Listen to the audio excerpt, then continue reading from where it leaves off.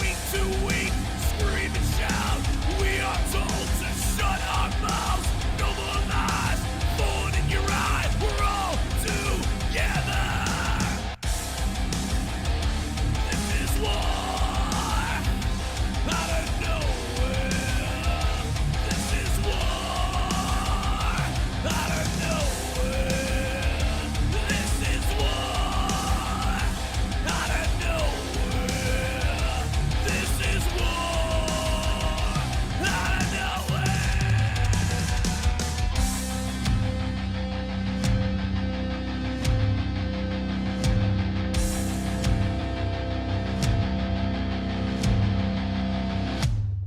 This is war. Out of nowhere. This is war. Out of nowhere. This is war. Out of nowhere.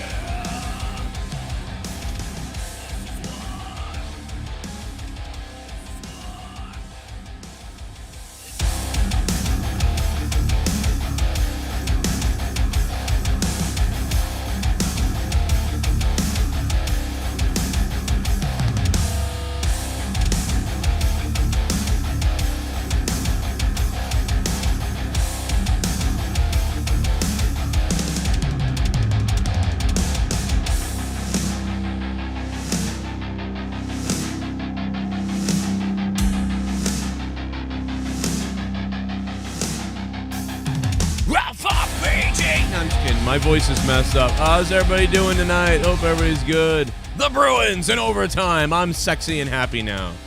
Oh my God, that would have put me in a dude. I actually drank extra cups of coffee so that in case the Bruins lost, I would be in like a maniac's type of mood. So that I really was preparing in case the Bruins lost. But now that they won, it's like now I'm going to be up all night for no reason. So this is like a big problem. But that being said, real quickly, I just want to say to all the hockey fans out there, you're still watching some of your hockey games right now. There's still a few games going. But man, talk about goaltender battle tonight in that game. But that being said, I know most people are here for hockey. I mean, for wrestling, so we're talking about wrestling. But I just wanted to get that little comment out of the way for all the people I know that watch the Islanders and the Bruins. Varlamov, ironically, I mean, that was a nasty shot by Marchand at the end. I mean, a really weird cover-up nasty shot, which is classic Marchand. And, Varlamov made unbelievable saves the whole game. And honestly, they shouldn't have won because the Bruins should have scored a second goal, and they never did because Varlamov. And then the Islanders should have scored a goal, but then they didn't because of Tuukka. I mean, it was a crazy goalie battle tonight in hockey. It was really fun. Really fun to watch. I thought we were going to lose. I went and took a shower. I was in the shower because I'm like, well, if you don't put that game away, the momentum is shifting. We're going to lose. And then goofball let one in. So, yeah, so that's the hockey game. So sorry to the Islanders fans out there. You're probably in a raw mood at this point. I know I would be. But nice stuff. The Suns are, did they eliminate LeBron? Somebody let me know. I want to know if LeBron has been taken out because he's a scumbag. So whatever. There's a lot of sports tonight. A lot of stuff to talk about. I'll probably talk about the Bruins separately on my other channel or somewhere else. So wrestling is, there's so much wrestling news. It's off the page. It's crazy at this point. It's just absolutely nuts with what's happened this week between the firings and the record low viewerships and everyone having just not a great time. It's very unfortunate and not been a good week for wrestling fans in general. Really? So, what's wrong with the fans? well, you figure with all the firings, people have been very upset. They're not happy with Oh, most no, of I the- think it's a great thing. That's crazy. I think this is celebration. Yeah. Well, Yeah, it's- fuck these people. Get rid of these people. You don't do anything with them. You're released. No doubt about it. It's just that no one wants to be fired. So, Oh, well, I especially guess the that way sucks, they handled it, and I'm happy that they'll be able to move on to better things. No doubt about it. But the way that they just kind of text everybody, and some people found out through text message before they were told, and then called. It's always shitty. But Man, I thought the Suns game started at 10 o'clock or 9 o'clock. I guess I was wrong. That's just starting now. All right, well, I'll get into that. Well, then I'll get to watch just it. going on now. I'll keep an eye on it. You know what I mean? Listen, I know that I don't watch a lot of basketball, but I'm a sports fan still. I like to watch it all. I think one of the things that I do a lot now is I watch a lot of those highlight videos of every game, And then sometimes I find myself watching the scores, which is something I didn't used to do. I used to pretty much just watch multiple games all the way through, but I don't know, there's just no time for that anymore. But so I don't know, but I'll probably peek in on that one, I suppose, which is weird because I've watched so much hockey today. I caught up on a couple hockey games I didn't see the other day in the highlight mode. The highlight mode, Jake, is it's like 11 minutes and you see the whole game, like pretty much all the important stuff for the most part. So yeah, all the major plays and highlights, absolutely. Yeah. And listen, I want to shout out all the people that resubbed on Patreon or re-pledged on Patreon, I guess it would be. You guys are beasts for going into that, for going up, and some people are going up to $10. That's much appreciated. I'm only a couple $100 away right now on Patreon from getting back to a normal setting, which is pretty impressive for the 3rd of the month, June. And maybe that's my birthday present. I don't know, but here we go into the wrestling news. There's been a lot of criticisms about sources and what's going on and people grilling sources and things like that. Well, what I learned today was that several people that gave out that the other day came out early with people are getting released. And I didn't make a video on it. I was like, I'm not making a video on this. And then they got released, and I went, wow, I should have made a video on this. And then... Yeah, because I even said I only had one for 3, but who we were talking about and who I was originally, hearing discussed, yeah, I didn't believe it because it said Bray Wyatt, Keith Lee, and Alistair Black. And I was like, there's no... They're still riding that, too. They're still riding that's the second wave. But here's the thing. The reason why... See. I'll tell you Keith why... Lee is very, very weird with the cryptic stuff he's tweeting, too. Well, so... I really believe that the reason why those names are being tossed out there, those are guesses, I believe, from some of those dirt cheap people. I'm sure they are. But the reason why makes sense. Like, Bray Wyatt is, like, emotionally damaged and is essentially injured emotionally, right? So he's out because he's got something going on. Yes, allegedly. He's having issues with Brody's passing. And you know what? I want to say something I forgot to mention. Keith Lee might be injured too, right? So Keith Lee might have something, or like a medical issue. We don't know. It's very cryptic and odd with the tweets he's putting out. I've worn wrestling merch all my life, just about, I feel like. I've always, even as a kid, I had Hogan shirts and stuff like that and so on.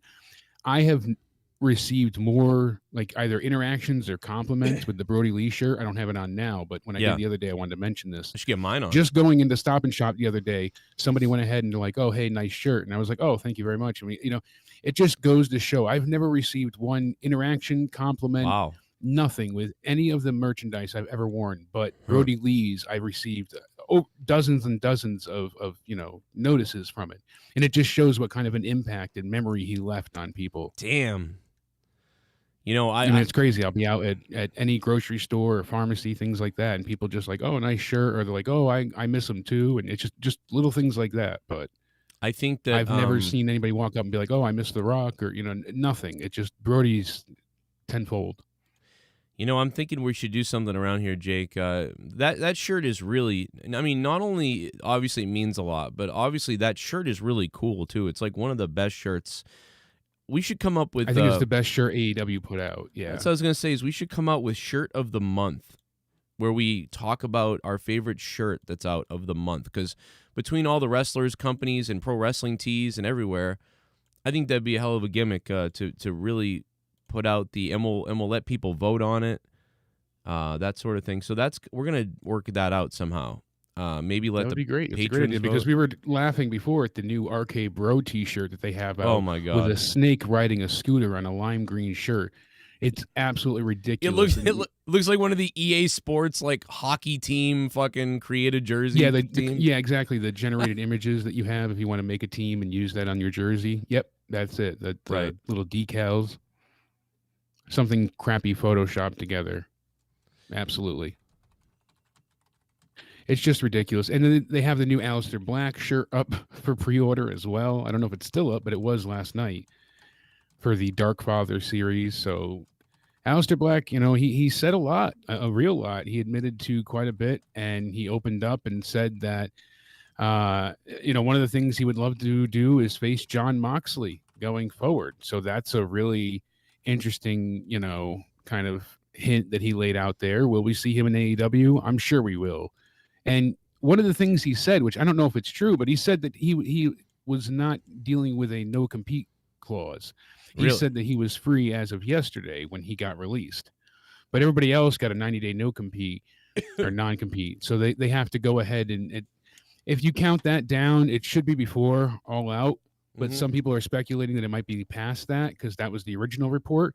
But if you go from yesterday, from when they were fired, if they're not going like end of contract date, but end of, the actual firing, 90 days from then, it's before September 5th. So Right. it would work out perfect. Now, do you want to jump into the controversial Eddie Kingston dropping the N-word DMX lyrics right now? Because that was all over Twitter. I was fighting with people all day about this. You know what I didn't even hear much about Oh, you don't even know about this?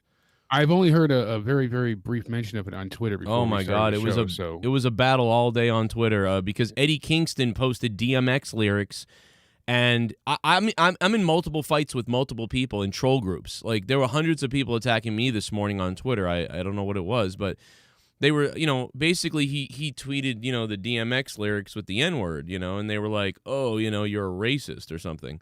It's like, you don't know Eddie Kingston, do you? Like, but again, yeah, exactly. So then I said, well, this is typical left-wing craziness, and then people were like, it's the conservatives who censor stuff, and I'm like, what? I'm like, maybe in 1998 it was, but like right now it's you people on the left that are doing it. I'm like, are you a conservative? Like, then what are you getting mad about? And they were just getting angry at him, and then he was like, he had to tweet out, I'm sorry that I upset people, and he's like, it's the right thing to do to apologize and take the tweet down and everything. But and I agree with him in some ways. Like I do, like I don't want to hurt people either with things I do. But it's like, and he's very real. He's probably one of the realest wrestlers there is. Right. And he went ahead and he said, so I deleted my tweet with DMX lyrics because someone got offended by some of the lyrics. So for those I offended, I apologize. But it's not. He just shared the lyrics. I mean, it's not like he said Tupac's my N-word, DMX is my N-word. Like he didn't go. He was literally sharing lyrics. I don't even see a problem when someone's singing a song because that's literally recreating or repeating their work. I don't consider that being racist or and a lot of people like applaud him for saying sorry and taking it down and offending people. I wish he didn't apologize. You really got to stop this, guys. You got to stop taking shit down. I don't care what coward said. Like, I have I don't know. I don't know. Maybe I would apologize too, because if a mob comes after you, you don't know what to do. You know what I mean? It's like, I myself I censor, like if I was posting lyrics, I would censor the N-word, like when I'm posting it. Because number one, I don't want to get taken out on Twitter. That's number one.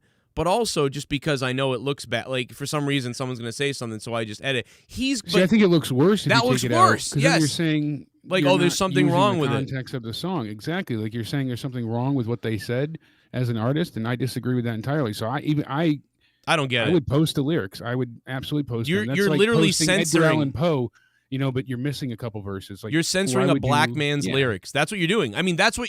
See, that's what I almost think that white rich people who are racist at the top have designed all of this. Get all the black people off all the food, get them off all the fucking slogans, get them off all the mascots, censor the N-word everywhere, censor artists. You're censoring black creativity and artists. Like, it's the dumbest thing ever. Now, I understand, and he's Puerto Rican, by the way, or like half Puerto Rican, white. I don't know what he is. But whatever. Like, I thought he was no matter, Dominican. I don't care Puerto what Rican, he is. One of the two. Like, you got to be a tard to like think that, like, oh my God, like you're really spending that much time on Twitter attacking this guy. Like, it makes no sense. There's actually fucking racist people out there and horrific people. Like, and you're spending your time criticizing Eddie Kingston, who's more fucking goddamn fucking knows more. Probably Eddie Kingston probably knows more about fucking, race relations and stuff. The guys had He's BLM been more than more people probably could ever. They eat their own. He's had BLM in his Twitter post for like a year. Not even just that though, but you've seen him actively participate in peaceful protests and riots, and he's talked about the riots he was a part of back in the day in the hood before he was wrestling, and saying how he had to survive going up against the cops because people were getting incarcerated wrongly and unjustly, and he went through it. He helped people. You're attacking your ally, you dumb idiots. Like, and then he even says, "Look, it is what it is, and I get it." It's not about that. Times are different, and we all have to respect each other's feelings. So I'm like, Christ, Eddie, you're making me love you even more. Like, I get what he's saying here. I don't want him to apologize. I wish he Yeah. could have said it a better way without apologizing. He's a better man than me. But- I would have flipped out and said, like, you know, Yeah, I would have fuck gotten you. angry too, because the thing is, people have said, why are you apologizing for people getting offended at words that aren't even yours? Because that's what it is. It's not his words, it's DMX's.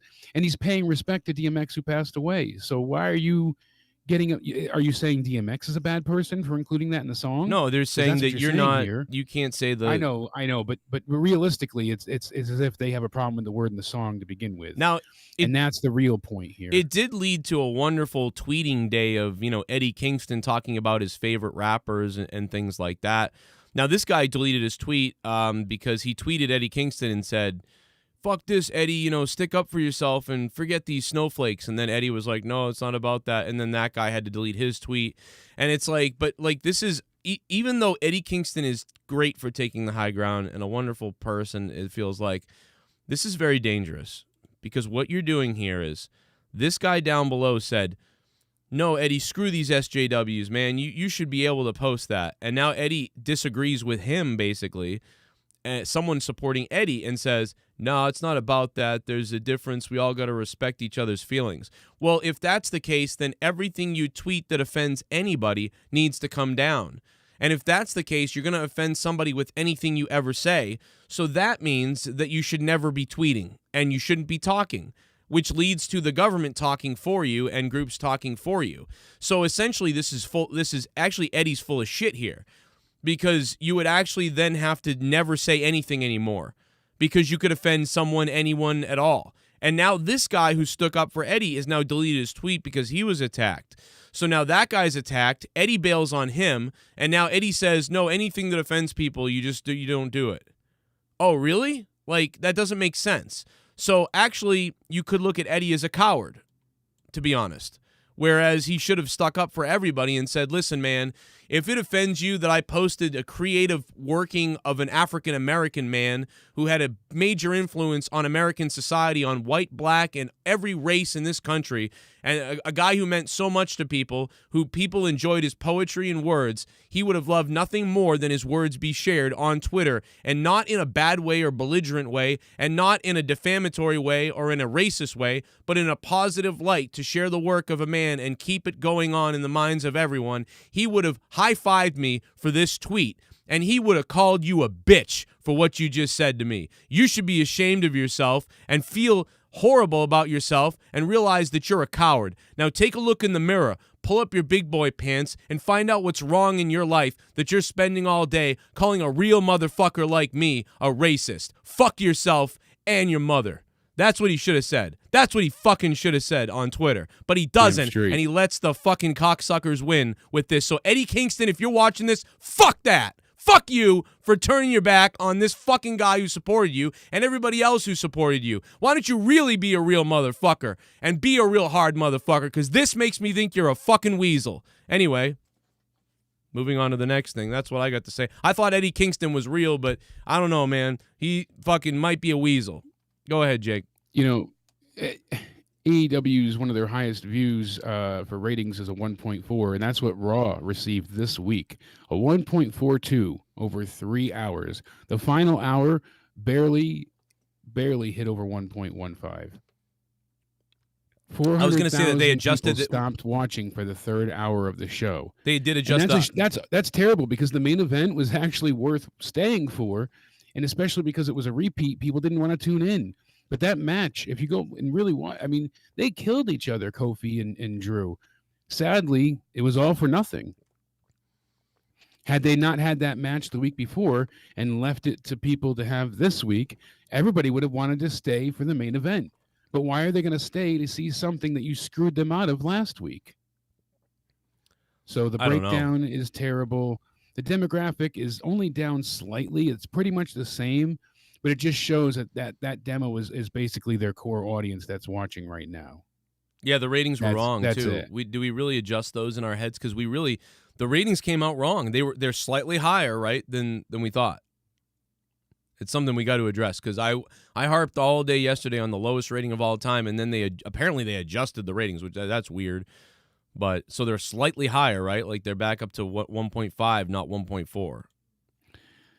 I don't. Where did you see that confirmed? I had heard it before, but I didn't see. A lot of places. Hold on. Last place I saw it, I think, was maybe Wrestling Inc. Who doesn't ever put my news stories out because they're a conflict of interest. Third Hour did not, in fact, do 1.2 million. So I guess, hold on. Post Wrestling has further details. According to WWE's internal data that was distributed, it lists Raw averaging 1.557 million viewers and a 0.4 in the 18 to 49 demographic. Here it is. Raw corrected viewership for this week. Third Hour draws more than the first 2 hours. Yes. So they're saying that the third last year drew a 1.735. This overall will still be the lowest 2021 viewership. No, it's still the lowest 2021, but it ends up not being the lowest of all time, which it was. No, the lowest was December 14th, which, by the way, 2020. I had people tweeting me like, "See, you idiot! So it's not as bad as you think. It's on par or something." Someone said that to me on Twitter. It was not on par. See, it's on par. I'm like, no, this is one of the worst ratings. Par for what they wanted. What is this? The 10th worst rating of all time? It ends up being the 10th worst rating of all time instead of the worst rating of all time. That's what it is. The show peaked involving a backstage interview with Kofi and AJ's and Omos when they had that whole segment that I liked. By the way, Eddie Kingston gave in to white people who think they can control what a Puerto Rican guy says and what black people think. Just wanted to throw that out there. Eddie Kingston gave in to white people who think they can control what everybody says. Sorry, I had to say that. I really do like Eddie still, though. I'm kind of kidding a little bit. I like Eddie, but I mean, what the fuck, bro? I mean, come on. But I get it. He's got a job. He's got to, say the right things on Twitter. He's got the job. That's why I don't have a job probably anywhere. But it's still just frustrating because it's like you're letting these white people dictate what everybody says. Fucking weird. The main event reached 1.626, so they were up. See, this is WWE's internal data. Since when have they ever? This sounds like they're flubbing the ratings. I'm sorry, but anytime. I don't know. I don't trust. Like, not that I don't believe you. I'm saying that's not it. I'm saying them. I don't trust because WWE's internal data that was distributed lists Raw at not being the lowest of all time. Right. So of course, if they're trying to sell themselves, as we have speculated recently, they're obviously not going to want to have the lowest rating of all time. So it's easy enough for them to say, no, those ratings aren't right. These are the right ratings. You guys are wrong. And even funnier than that, I got in another argument with somebody who said, all that matters is the demo. And I said, well, that's worse. Like, do you know what the demo is? Like, it's worse. It was only down by a very, very, very minute amount. But their 18 to 40 demo is terrible. Oh, it's still not great. No, it's a 0.44 overall. It's not good. No doubt. But it was the same as it was the week before. Right. So. But they were saying that I really feel like when have they ever corrected a viewership statistic before of ratings? Not much. It's happened a couple times, or like we couldn't get one of the hours. I know we couldn't get an hour or specific data because there's been issues before, but never have they outright come out and said, no, the ratings are wrong. These are the right ones. Yeah, dude, it feels weird. We've never seen anything like it. It really seems like it's total BS at this point. I don't know what to say unless if Alvarez corrected it, I believe it. Maybe if fucking Cyclops corrects it, maybe then I'd go here. And he quote tweeted the post wrestling. So that was everything that I just read there. But it's up to I'd really look at Cyclops or Alvarez, although Cyclops isn't their partner. Alvarez's original tweet says Raw did 1.168 million viewers in the third hour, bro. And that was the one I retweeted.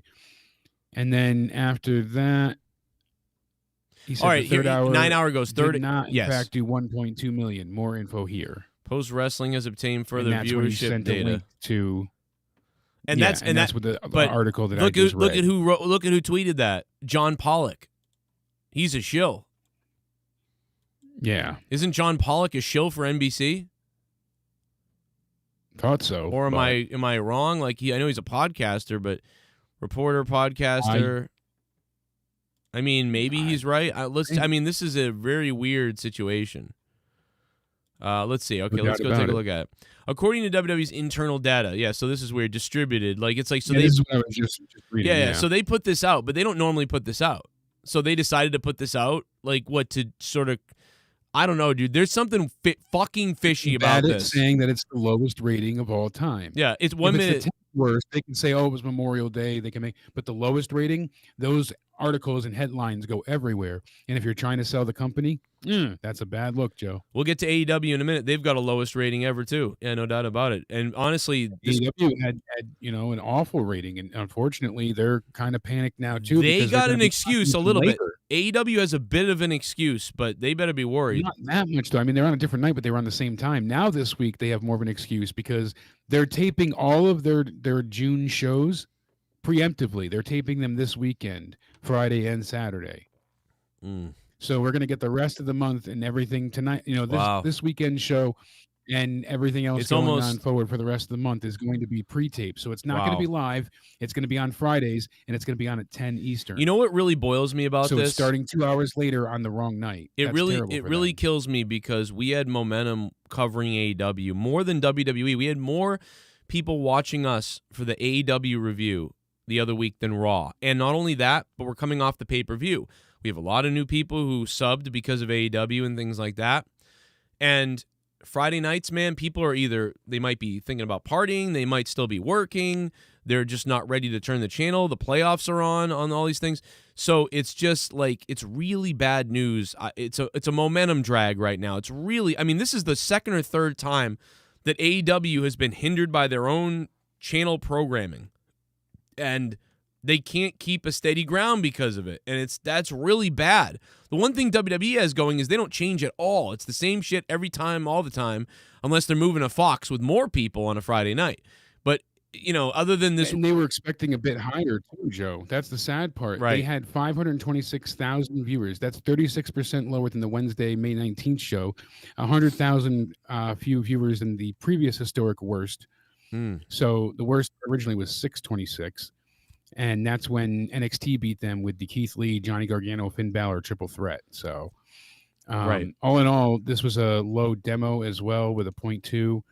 The previous was a 0.22, and that was the low. So, I mean, that was last year in June. Not a good look at all for them, unfortunately. And sadly, it's just kind of getting worse. So they need to do something. I mean, they may have to go. I mean, I don't know, Tuesday. Like, it's just not. Well, they're going to TBS soon enough, and they won't have to worry about transitioning nights all over the place. Right. Thankfully, when they get there, because the hockey will be on TNT, and I guess they're going to have a set night and time. But coming up, I mean, they're going to have in August the second show for coming up with Rampage. They're going to have everything lined up and steady. They can't be having it all on the same night.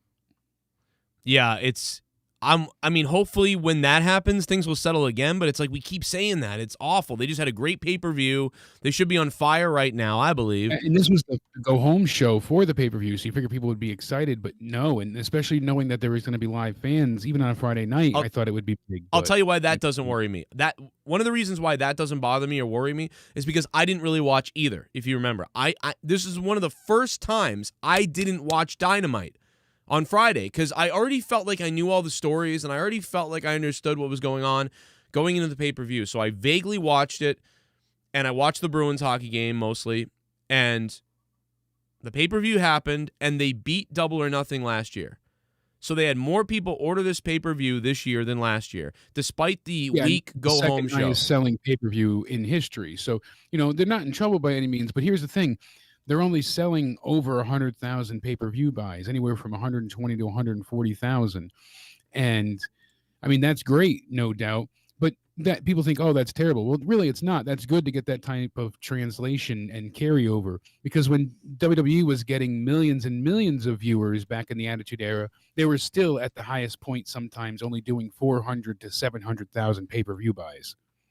So it wasn't like they were in the millions either at any point. Pay-per-view buys have always been tricky, and piracy, I guess, is less of an issue than it was before. I wish they did do what you suggested, because that's what I used to do years and years and years ago. WWE.com used to offer a standard quality pay-per-view stream that was like half the price. So instead of spending $50 on my pay-per-view for Comcast, I can go to WWE.com, watch it in SD, and it was like $19.99. Right. That's how I used to do it for years. And I wouldn't, illegally stream it or anything, because it's like, oh, I don't have $50, but I have 20 and I want to see it. Yeah, And I wish exactly. they had that option for AEW fans, because people would do that, or a network type subscription. They need to do something along the lines, because going back to paying big bucks for pay-per-views is not an ideal way, especially when WWE changed the market so much in the past. Yeah, I don't think that going forward we can really know. I don't. I mean, we just gotta get more of a sample from AEW. We just need more of a sample. Yeah, absolutely. I mean, we really haven't even, seen all they have to offer. There's still a lot to come, and people give them crap for hiring or potentially hiring more WWE castaways, but yet that was what WWE was doing years ago when they were procuring the rest of Ring of Honor and New Japan stars left and right. So you know what I mean? Someone's always going to work somewhere else before they get to somewhere, unless they go right to developmental with WWE. That's pretty Right. much how it works. Unfortunately, with all the firings the other day, Braun just isn't really garnering as much sympathy as everybody else is, with all the comments he made about a year ago. Because he's a when the scumbag. pandemic hit. Yeah, he made all those disparaging comments saying how people looking for help during the pandemic are weak and should be going and finding extra work. He always worked for everything, and you should be working for it too. Meanwhile, he was working one night a week, getting paid $1 million a year for being Braun. Right. And that's why he got let go, supposedly, because his contract, they didn't feel like he was worth the value, even though he was doing gangbusters during times with merchandising. He was never a top seller. He was doing very well because they had play sets for him and things of that nature, like exclusive things to Braun, Right. but he was never their top seller.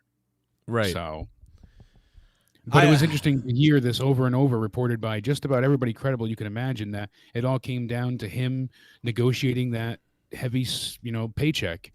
And they went ahead and they're kind of going through people, and they were paying Lana a ton of money as well when she re-signed. She was getting nearly $1 million a year as well. They're not going to keep that. So why are they clearing house? It looks like they have a budget that they want to, kind of abstain and keep to. Yep. So that even adds more credence to the rumor of them possibly trying to sell. I don't know about, they've done this before where they had a certain budget in mind for something and they weren't selling then. So I still don't know about selling. And I still really think if they're doing anything, they're trying to bring in some kind of partner. It still feels that way. And I said that a year ago and they still haven't done it. So I don't know. But let's go to the donos and hear what you guys are saying. We were going to sell the network, and we were right about that. So. Yeah, the network was, yes, we got that. And that was the move that we thought they were selling something, or they were adding a partner. Instead, it was they were selling the network. And that was last year. So they're operating for something else again, and it feels like it is that Marvel-esque thing. But again, that doesn't make any sense. We don't understand what that means. They've done movies, they've done comic books. With that, that's when I watched your video the other day, I wanted to explain it to you. What they mean is that they're going to branch out and not just worry about just wrestling. They want to become a media giant, like essentially what they're doing now. They're on A&E, and they're doing biographies and the reality show of the treasure hunters, and they want to become like more of a conglomerate. But they're doing that right now, so they are that. Like, I don't understand how you become that. They are that. Further out and advanced more into media as well. Like they want. I think they essentially want to bring back the WWE Studios, but they just want to advance more into making more media content. Yeah, I mean, I guess it makes sense. Their wrestling sucks, but they're gonna run out of content outside of the wrestling sphere. They always run out of shit when they do this. I mean, like they used to when they use the wrestlers. I know they do. They make things and then they don't continue, but you know how they are. They get these bug up their asses and they want to make things, and then all of a sudden they get bored with it and cast it aside. They've had a couple of decent movies with their studio. Never anything amazing, but there was a few of them that were pretty decent. Yeah. I mean, they stopped that? Did they shut that down? They stopped making movies? They had stopped the studio a while back, but it still exists, I guess, in some aspect, but not to what it was before. And there are still people there, but most of those people have been repositioned or let go. Sadly enough. I just don't understand how they think that they have any kind of outreach capacity. They literally can't even entertain their own fans. Like, they can't even keep their own ratings up doing this. Like, it's so bizarre. Unless they're going to become, like I said, WWE Worldwide Entertainment and change their name from wrestling to Worldwide Entertainment, where they become a mogul, like a conglomerate of... They're still making, series and stuff, but I guess they just really, like, consolidated the other studios within WWE to bring it all into one production, which I guess they've been doing recently with some of the firings too, because they have a movie called Rumble coming out in 2022 with Becky Lynch. Then they have WWE's, Treasure Show and Biography going on now. And they have a show called Brawl in the Family with The Miz and Maurice, and Walking Tall with Charlotte. And then they have the main event in 2020 that's going to be coming out. That's a movie with a bunch of WWE superstars. And there's a few things coming out as well. Wow. Okay. So the studio is still going strong, but they're just consolidating everything into, a smaller subsection. Did you happen to catch my? We're gonna go to the donations in a second. I see you guys are donating and stuff. Did you happen to see my idea for my new the new donation? Anybody happen to catch that? Yes, I did on Twitter. It's Ryback. Let me give you guys a little taste of this for a quick second, and we're gonna go to the donos because people really want to get wet, and that's something that I understand. People like to get wet. Here's a little bit of it. Look at this. Look at this. Get ready, guys, for the roar. For the roar. His own poll said he should retire. His own poll said he should retire. I think it's about time for a Ryback roar. Oh no. Yeah, See No Evil was the best. Roar. Everybody get up. Roar. Finish it. Finish it. Roar. Please retire. Roar. You stupid liar. Roar. Why can't you retire? Why can't you retire, Ryback? Stupid fool. Come on. I really hate you. Gurgle, gurgle, gurgle. The fans are telling you. Gurgle, gurgle. We're really through with you. Gurgle, gurgle. Stop tweeting that you're showing up. You're really fucking annoying. Roar. Ryback, please retire. Roar. You really are a liar. Roar. Your muscle products suck a lot. You big fat fucking fake. Roar. Ryback, please retire. Roar. You stupid fucking liar. Shell shock. We hate your guts. Roar. And I hope you die. Gurgle, Ryback. Ryback, I hope. Ryback roar, everybody. Spikes. Roar. Roar. That is going to be stuck in my head. Roar. It's going to be amazing. Wow, we're working on the new donation. I don't know why. That's funny to me, dude. WWE Studios, but like you said, See No Evil was good. That See was No their Evil first 2? one, though, wasn't it? Like, it was like their best one. It was their first the one. was the Rundown, and then they had Oh. Walking Tall, and then See No Evil. Wait, they did the Rundown? Yeah, and the Walking Tall movie. with Isn't the Rock. Rundown with Sean William Scott? Yep, but that was WWE Studios. What? That was Yep, pretty good, That too. was their first theatrical film. Yeah, like I said, Every film gets less Hollywood, it got professional. less as time went on, but I really liked. There was one with Halle Berry. It wasn't like amazing, but it was pretty damn good for what I thought it was going to be. The Call, that's what it was, where she's Yeah. a 911 dispatcher. Yeah. And then Oculus was really cool. The horror movie one, I really liked that one. That was pretty psychological horror. Yep. A family, a brother and sister, have to try and destroy a mirror that destroyed their family as little kids. That was pretty creepy. See No Evil 2 was messed up inside the hospital. They're in the morgue and trying to keep Kane at bay. The goth chick has sex on top of his body, Yeah. And I don't think there was anything else past that was worth watching. I think I saw See No Evil in the theater, and it was pretty good. I remember coming out being like, wow, that wasn't terrible. It was kind of like... The worst part about it was the incorporation with WWE with the May 19th gimmick that Yeah. they had with Kane. It That was worked. the worst part of it. I mean, it worked. It worked, but it was just so stupid that, Oh, God. what's coming May 19th? Goes up, he just throws him out. Like, that was it. I mean, it's true that was annoying and it was weird in the wrestling, but it's weird that it just worked. Like, it really got... And you couldn't stop talking about May 19th. They did the worked. right... It got people... Kevin, thanks for focusing. subbing, man. What's up? Kevin Ashburner. What's going on? What a fucking name that is. Ashburner? That's a fucking man's name. Might as well be called Meat Eater. I mean, like, that's fucking amazing. Like, Jason fucking Meat. That would be called Duncachino? Ash Don't Burner. mind if That's I the do. Holocaust costume. What's my Yeah. name? Duncachino. It's a whole new game. Duncachino. You want creamy goodness? I'm your friend. Say hello to my chocolate blend. Rocking my 2-month-old baby girl to sleep and listening to Out of Nowhere. Aw. What up, Mikey K9?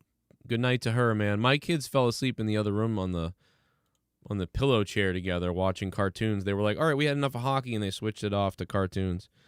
And then they went to sleep. So yeah, man, have a good sleep. That's awesome. I miss those days because now my oldest is 5, so I miss the baby. I mean, but then again, you don't. But the sleep, man. Oh my God, you never And then sleep. I saw clips. I had it sent to me back in like 2017. We got a new member. Yes. Oh, I'm hard. I'm so good. Oh my God, I'm hard for the new member. Ooh. Shawn Michaels was in a movie called The Resurrection of Gavin Stone. It was a Christian drama that WWE Studios put out. And people went ahead and sent me clips of it when it came out. They wanted us to make fun of it, and I don't think we ever got to it. But BDK, thanks for becoming a member, man. I appreciate that. Thank you, brother. hell yeah, BDK. And the Shawn Michaels acting in that is so Oh God, cheesy. Cringy. he's terrible. Shawn Michaels only good when he's a heel in DX. Thank God the Bruins won. Just finished the Dark Side of the Ring episode on the Smith family and need a stiff drink. Oh, Vince must be panicking hard after that 1.1 million rating for Raw's third hour. yeah. I wonder what the A&E shows and all those shows are rating. They're probably doing better than Raw. I mean, I don't know. Or they're maybe not. Maybe they're doing like 300,000-400,000 people. So I could be wrong. It's hard to get a good rating in anything wrestling, to be honest. It's such a niche now, or whatever you call it. Soundwave92, thank you for $10, man. You beastly, sexy beast. Thanks for keeping the shows on the air and keeping Out of Nowhere live on Thursday nights. We'll try to keep doing it, man. Patreon is lit up. Thanks for becoming a patron, Alex. Patreon, $5. Patreon.com/JoeCorncho. So many good points in the chat. The WWE Most Wanted Treasures has been getting about 766,000 viewers. Oh, And the Stone Cold viewership for Biography was 1.062 million. wow, 1.06. So, yeah, they're not. That was the first one for both of them, and it's slimmed down a bit since then, but still, it's gotten about 1 million and about 700,000. See, it would be eye-opening if they beat Raw with those ratings. Like, it'd be like, wow, that fucking. I bet you most people don't. Most people who stop watching wrestling don't even know those shows are really on. Macho Man was in the top 10 of cable. It was 880, I believe, for Roddy Piper and 790 for Savage. And Treasures continues in that 760 category. So, yeah, they're getting decent, for that channel. I guess it's really good channel. Yeah, but for like a show that's not a sitcom or a show whatever, like that's not bad. That's just good enough. I think anything, you don't want to go below 500,000. As long as they're above 500,000, that's probably a win for the studio. That's probably what they thought they the only get. one under 500,000 was Jake the Snake, and that was this Sunday. That's because people wanted to die watching it. They're like, I'm going to turn this off right now. And that got, for the Treasure episode, 455,000. So, oh, that poor Jake the Snake Roberts. That poor bastard. Like, he should have gotten a great especially rating. because he called out for lying about him trying to kill Warrior at the Hall of Fame ceremony. He was like, I was going to go ahead and, I grabbed a fistful of quarters and I was going to knock him the fuck out. And, Jake just talking tough. But I guess that was all I was bullshit. going to knock him out. And then God did it for me a day later. I mean, with Bret like, Hart. what? Oh, yeah, with Bret It's Hart. the same with Bret Hart. God took care of it. What? That was in the Goldberg's foot. Oh, right. So they did add quite a few things to Dynamite this week. We'll see what happens going forward, but we will see Sting and Darby Allin on the show. Sting! So this is after they won their match at Double or Nothing. We'll get more fallout from Double or Nothing with Kenny Omega being involved. And then we're going to have the one and only Red Velvet taking on the Bunny on this week's show. So that's going to be bad. Stay tuned for that. That really makes everybody want to tune in at 10 p.m. on a Friday. The bunny wrestles like Summer Rae's jockstrap thinks. Yes. I will be here tomorrow night for Corrupted, so make sure you tune into Patreon. Go ahead and become a subscriber over at patreon.com/Joe Cronin Show. It's going to be a wild night. You don't want to miss it. Well, let's get wet. So you're coming tomorrow night. Okay, I didn't even know that. So now I know. We're getting Jake tomorrow instead of Monetize This. You hear that, everybody? I'm still trying for Monetize This, but I definitely got tomorrow. You can switch them if you want. I'll take you either night. Don't matter. But I'll take you more on Monetize This. But I'll take you on Actually, Corrupted's really a big deal. Although I don't know what's going to happen tomorrow night. We're going to be live for a long time. So, like, I will be here tomorrow. Baby. Yeah, they'll be, because Saturday night's going to be Monetize This after Bruins game. Saturday, it should work. So I got to find someone. Anybody wants to be on Monetize This Saturday night, let me know so I can plan it out, because we'll have no Drew Saturday. And that means you're going to get a bunch of people who are on crack on the call. And you never know what they're going to do. Event, but no babysitting tomorrow. So that's hot. We're going to get it on tomorrow night. Corrupted, Jake, me, and maybe we'll get, I don't know, maybe I'll get Leah back again. I don't know. Maybe. I can't promise it, though, but maybe. Or Jesse will be on crack. You know, we'll have Jesse on crack. You know, I mean, the scary thing is sending the crack through the mail. You know, that's the problem.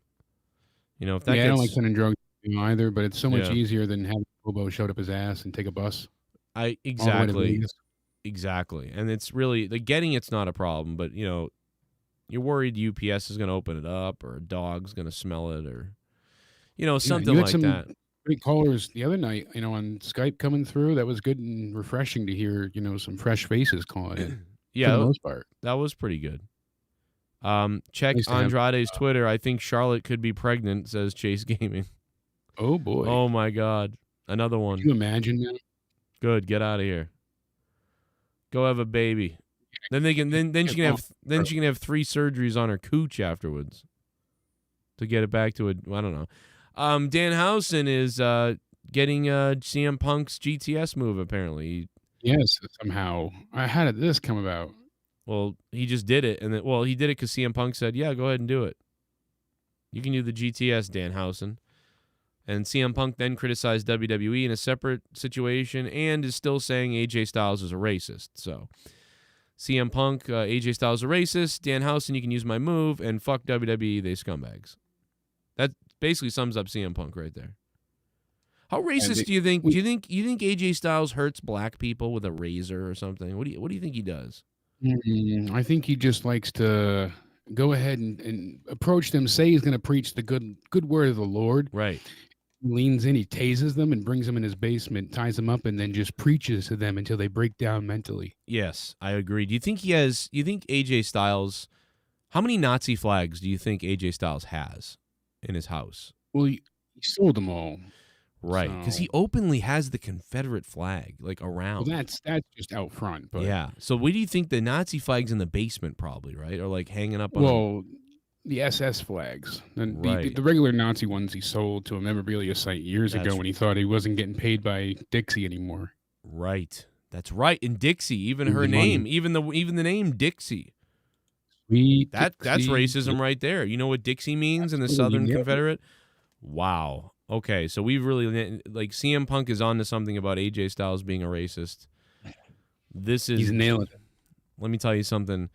And I don't know why the New Day continues to hang out with AJ Styles. Like, they think it's okay. They're just a bunch of house neighbors, okay? Because right now they're just letting AJ Styles be racist all over the place, and then they be friends with him, play video games with him, enabling this white racism from a systematically disgusting system from AJ Styles. I mean, how can Big E, who is such an advocate for all this Black Lives stuff, how can Big E possibly, like, look at himself in the mirror after up, down, downing with AJ Styles for so much time? Like, I mean, so long. I mean, it's like, dude. People I feel bad for really is Xavier Woods. You know, he lost so many people and up, down, down in the middle of many storylines that he's written, and randomly, you know. Oh my God, they're all gone now, so he can't even keep up with that. So now he has to keep AJ on because he lost so many people that's involved. So he has to knowingly keep. That's rough. Wow. And Austin in the chat says, "Oh my God, he heard that. I've heard this too. I've heard this. I don't know if it's real. AJ Styles could be a descendant of Hitler." Another fake news story WWE's sending us, but we don't know. I don't know. No, but I mean, like even someone in the chat says it. That could be true too. Anything could be true.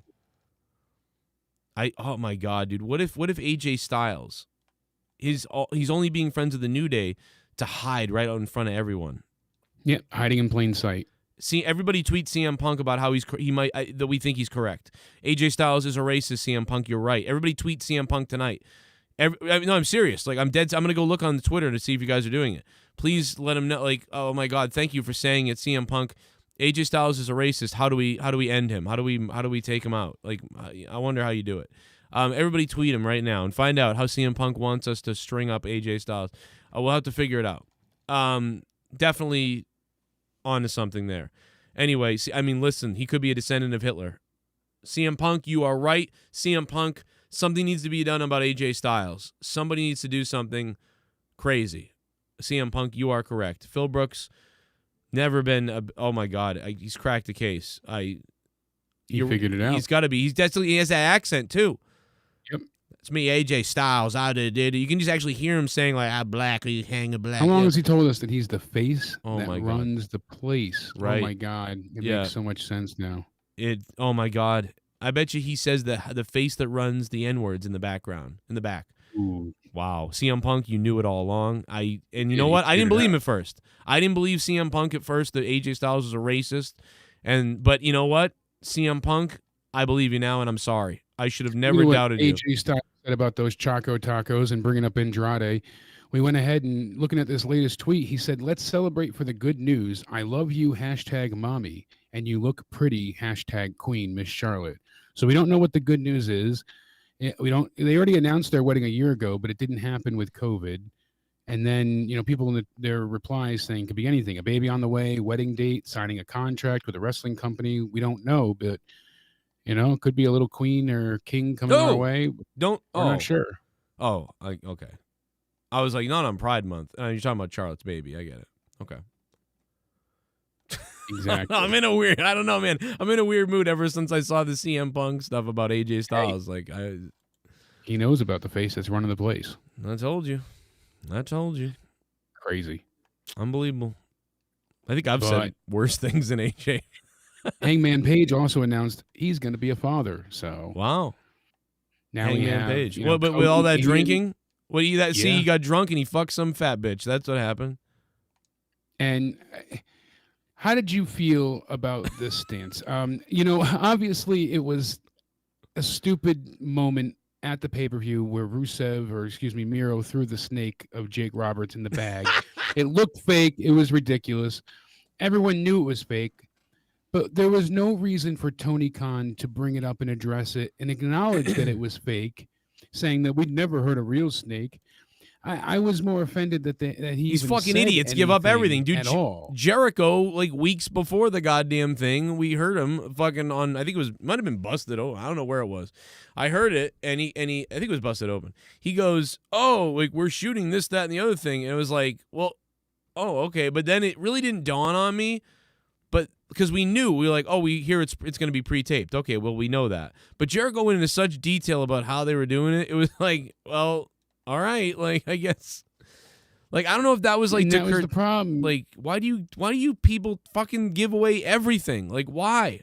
Why do you tell everybody everything you're doing? Especially Tony Khan going wild and talking about stuff after each pay-per-view, and he's like, "Oh, this wasn't supposed to happen. This was." Even after the specials, he does those press junkets, and he just like, the Young Bucks they planned this match out, and they did real great. And they're the heels. You're not supposed to say anything was planned, But he does this all the time, and I love Jim Cornette's tweet about this. But I was going to bring this up the other day, and unfortunately, I had to leave. I didn't have enough time to finish talking with you. But I was pissed off that Tony Khan brought it up to begin with. Then Jim Cornette put it better than I ever could. He said they can't even try to kayfabe you about a snake. Sure, it looked phony as fuck, but admitting it.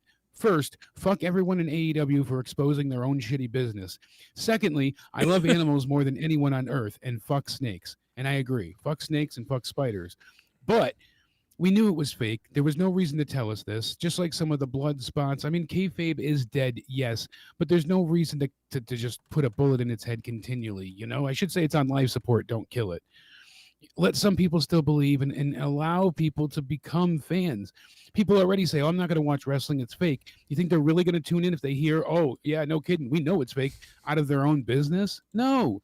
And they need to address wrestling less as fake and more as just, yeah, it's predetermined. It's scripted, but it's real. The action's real, and they stop portraying it as that. They started as this sports-based product that wins and losses mattered, and they lost that flow really quick. So I agree with Jim here. It pissed me off. Just like when Braun went ahead and posted the picture with him and Roman and everybody on vacation. Just like WWE having a match with zombies. People say, oh, you're not going to bring that up? We already critiqued WWE about that. This is a different thing. We don't have to remind everybody that we piss on WWE just as much as AEW. Right. I feel like every time we criticize one, they're like, oh, what about the other? We already said that. Go back. Yeah. I'm trying to It's just infuriating that he always has to come forth, and the wrestlers do as well, and say, hey, this was, just total bullshit. This never happened, and we planned all this, and it didn't work out right. And why would you want to admit that? And you're supposed to make people buy into and believe the feuds, and you're saying openly that, oh, these guys love each other, and it's fine. Oh, my God. Charlotte is pregnant. It looks that way, doesn't It's it? confirmed. Is it now? On Andrade's Instagram. On his Instagram. Oh, wow. Let's celebrate the good news. You mommy and you look pretty. Queen Charlotte as he grabs her belly. Vamos a celebrar por las buenas. Oh, wait a minute. I can't read. It's really small writing. And it's Spanish. Yeah, it's vamos a celebrar por la buenos. I can't read this. How the fuck are you reading it? I zoomed in a little bit, but I see Hermosa. Hermosa. Buenos noches, mi amigo. So, mi mommy is big pregnant bitch. good news. I love you, mommy, and you look pretty. Wow. But he's just saying, I love you, mommy. I don't know if he's... Yeah, I don't think that means that she's pregnant. I don't know if she's pregnant. It's just because that's the same post on Twitter. Yeah, just saying, I love you, mommy. And obviously Spanish, they usually call their wives, girlfriends, partners, mommy. Yeah, that's not... Poppy. That's not... but he said the good news, so they're like, what's the good news? Let's celebrate the good news. Could be he got a contract. I mean, he's taking on Kenny Omega soon for the AAA title. Guys, there's so maybe nothing... He got a contract. I just want to tell the people that are telling me this. There's nothing in here about being pregnant. None of these words mean pregnant or baby. He called her mommy, that's it. He doesn't mean she's pregnant. Yeah, I don't see mommy. anything about pregnancy here. He just Charlotte did it a bunch of times. He might as well have said, let's celebrate the good news with my baby or my honey. Like, I love you. Like, all these things. Like, there's nothing about... The good news is like I'm learning from the best ever, Ric Flair, and I'm leaving you. Yeah, there's no... Well, but that's not what he said, but yeah. But no, I've already slept with 7 whores and got 3 of them pregnant. I'm sorry. Your father teaches quick. Nothing in Spanish there says pregnant. It just says, he calls her mommy. That's it. Yeah, there's nothing. I get confusing that for the English speaking. It says Andrade, next level, free, that's fucking life, hilarious. Happy, please, and celebrar. So he's talking about celebrating free and next level. So to me, next level is not about being pregnant. That's about being signed somewhere else. We're like decoding because we only know a little Spanish. And then he's got 3 fists after it. I don't think that has anything. Yeah, Sergio just said that too. Yeah. I don't think it has anything to do with being pregnant unless he wants to punch Charlotte down the stairs and make sure she's not pregnant. All the fucking gringos, you fucking gringos. Like, oh, fucking, he's pregnant. He said, mommy. Oh my God!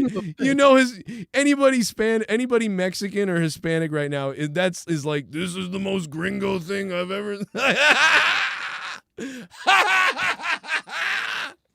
Oh my God! I'm gonna die, Jake.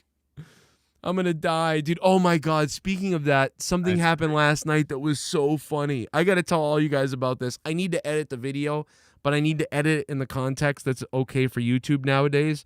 I have to tell all you guys about this. Oh my God. So, oh my God. Wait till you guys see this. Okay. So 7 years ago on my show, my former co-host is on the show with me. We get a prank call, and the prank caller starts making fun of my co-host. And he goes, I think it's a white guy trying to do a black voice. Like he's like, oh, yeah, you fucking kill yourself. He starts being like, kill yourself, Dave. Or why don't you pour syrup on your titties and kill yourself, you motherfucker? And so I think it's a white guy doing a voice, but not sure. But either way, he's like, kill yourself. And he says the N-word like 6 times. He calls him the N-word. He calls Dave the N-word several times. Well, at the time... Yeah, because that syrup line stayed on forever. Pour syrup on your titties, motherfucker, I'll say instead of the N-word. But not that I haven't said it before, but you know what I mean.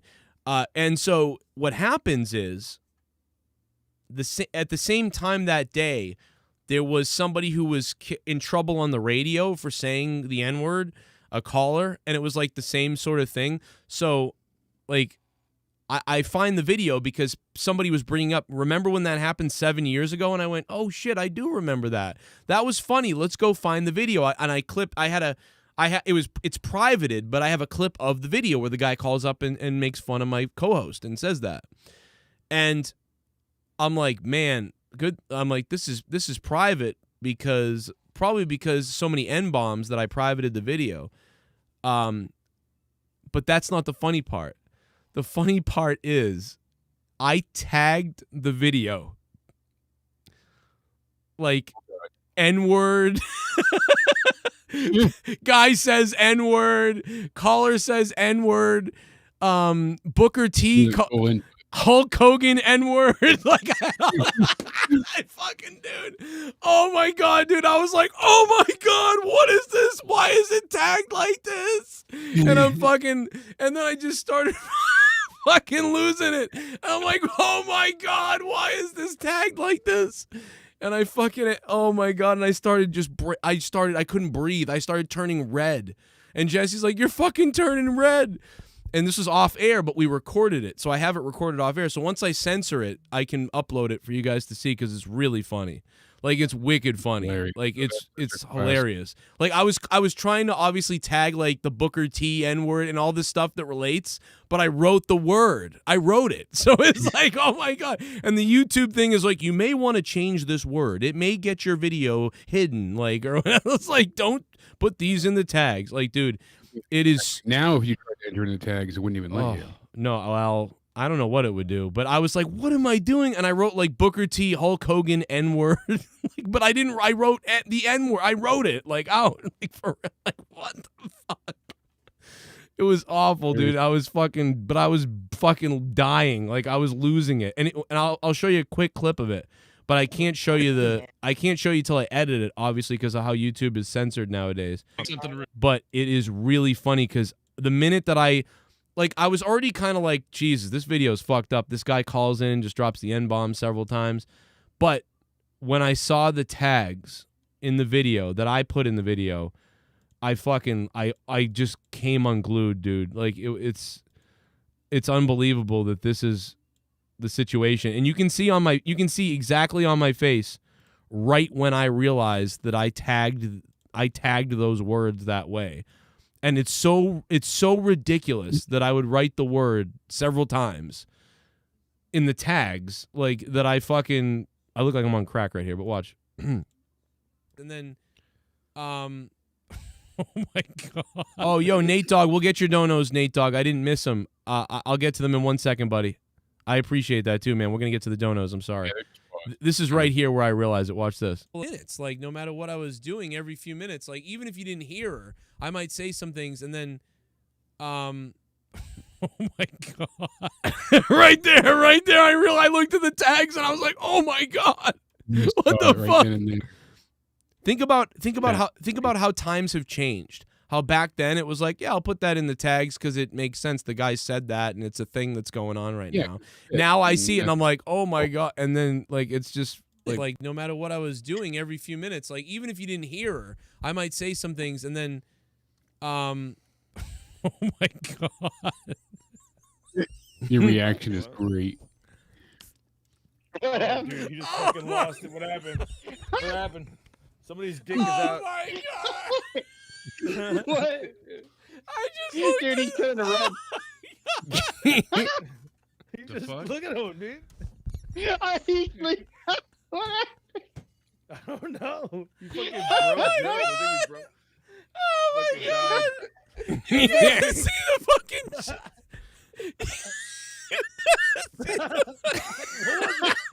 Spit it out, motherfucker. God damn it. Well, he's got to get past the laugh. Can't even breathe and you're leaving everybody He's on, hanging. he's on the ride. We're on the ride. He's got to catch his breath.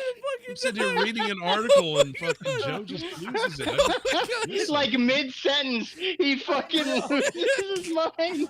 Dude, the fucking tags on this video, dude. Oh my god. Oh my god, it's so fucking crazy, dude. Wait till you see. I'm gonna edit the words out that we say, and I'm gonna put that video up, and I'm gonna play the audio of the guy calling in and calling Dave a big fat, whatever. So we don't get taken out. But oh my god, bro, it is like the whole and I guess I kind of ruined it a little bit by telling you this now, but like you had to be there because we were all on a call together last night, and we were like, it went from like I want to hear that guy calling in a couple of years ago where he called Dave the N-word and then said he should pour. Like Hector just reminded us, a caller called in just screaming the N-word killed Hulk Hogan, and we lost it. Right? Yeah, dude. Oh my god. Serious call, and all of a sudden it was just calls in screaming, Oh N-word my killed God. Hulk Hogan, and we just lost it just Oh my because it was God. so. Because it's so horrific. It's like you can't believe, like, oh my awful. god, We were bro, just- what? This guy called in and told Dave to pour milk on his titties and kill himself. The best part was that was a clip for years. Kill yourself. He's like, kill yourself, motherfucker. Kill you. It's a white guy though doing. I think a white guy doing a voice, but he's like, kill Yeah, you were yourself, trying to make Dave. it deeper. Pour some But it was syrup funny on your to call out. titties. I wish you could bring back when you fucked him in effigy with the box. I know. With the turkey based. I'll hit him up. Maybe we can like relive it or something. Maybe if he's part of it. That would It's- be- I don't know. Hilarious, because that was funny. Yeah, maybe. Looking back on it now, that was funny. I remember being there for that and just not knowing what to expect. That was insane. It was It was savage. Like it was. So funny. I don't know. It was great. It was crazy. Anyway, CPR is a highlight of mine. kill yourself, Dave. Put syrup on your titties and kill yourself. Chest compressions, right, people? That guy called 7 times, like during that same night. Oh yeah. They would. All of those fanatic trolls would. Yeah, I remember that. It was crazy. Sometimes they would call for weeks to be normal to set up so you would take the call. Just to go ahead, they'd call in for like 2 or 3 shows to be fine. Then all of a sudden they'd call in with their intentional plan. Right. Crazy shit. Anyway, it was just too. You had to be there. I kind of like it was just too funny. And luckily we recorded it off the air last night. But when I saw those words that I put in the tags, oh my god, I could not believe that I put that word in the tags like 7 times. And the best thing is the way it was put in, like Hulk Hogan N-word, like because it had just happened. So I was like, I figured it was, trend. Like, okay, this is relating. Like, this relates to that. Like, I don't know. It felt like it was a trending thing. Happening in the news that day. It was a big issue. Oh my god, dude! Oh god, we went on to read them out loud and started just losing it. Like it was fucking crazy. But anyway, probably the worst tags I've ever put in a video ever. It was 7 years ago, but still, it was like, Jesus Christ! Like, I mean, I'm surprised that video never went down. To be honest, I took it down, but anyway, what else is next?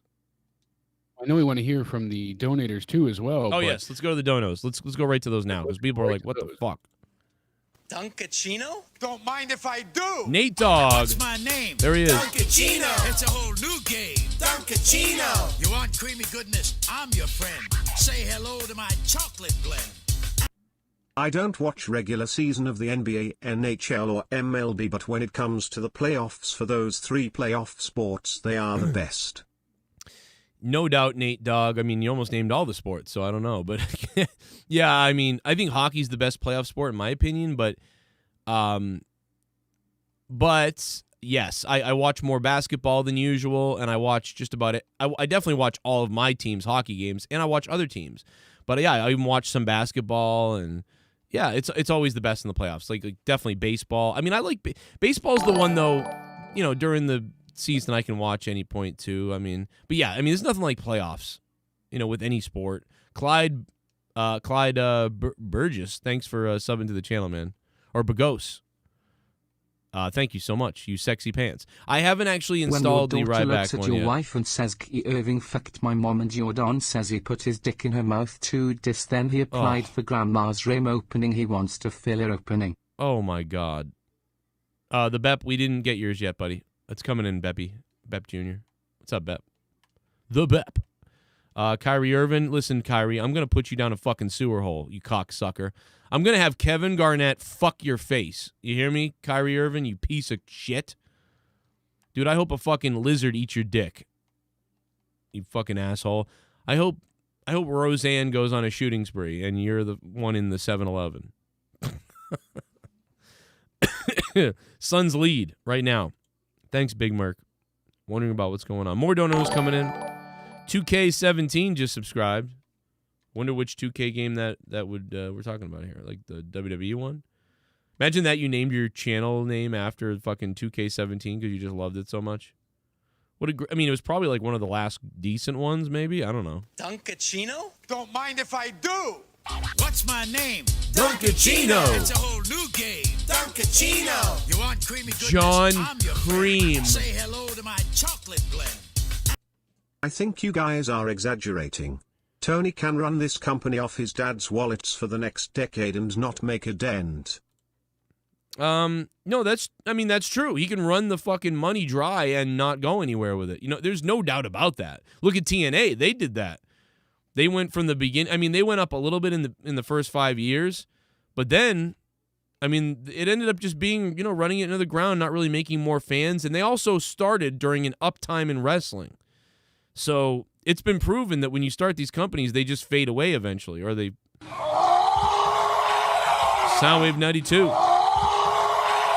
No exaggeration there. Because he has money doesn't mean his dad's going to play it out.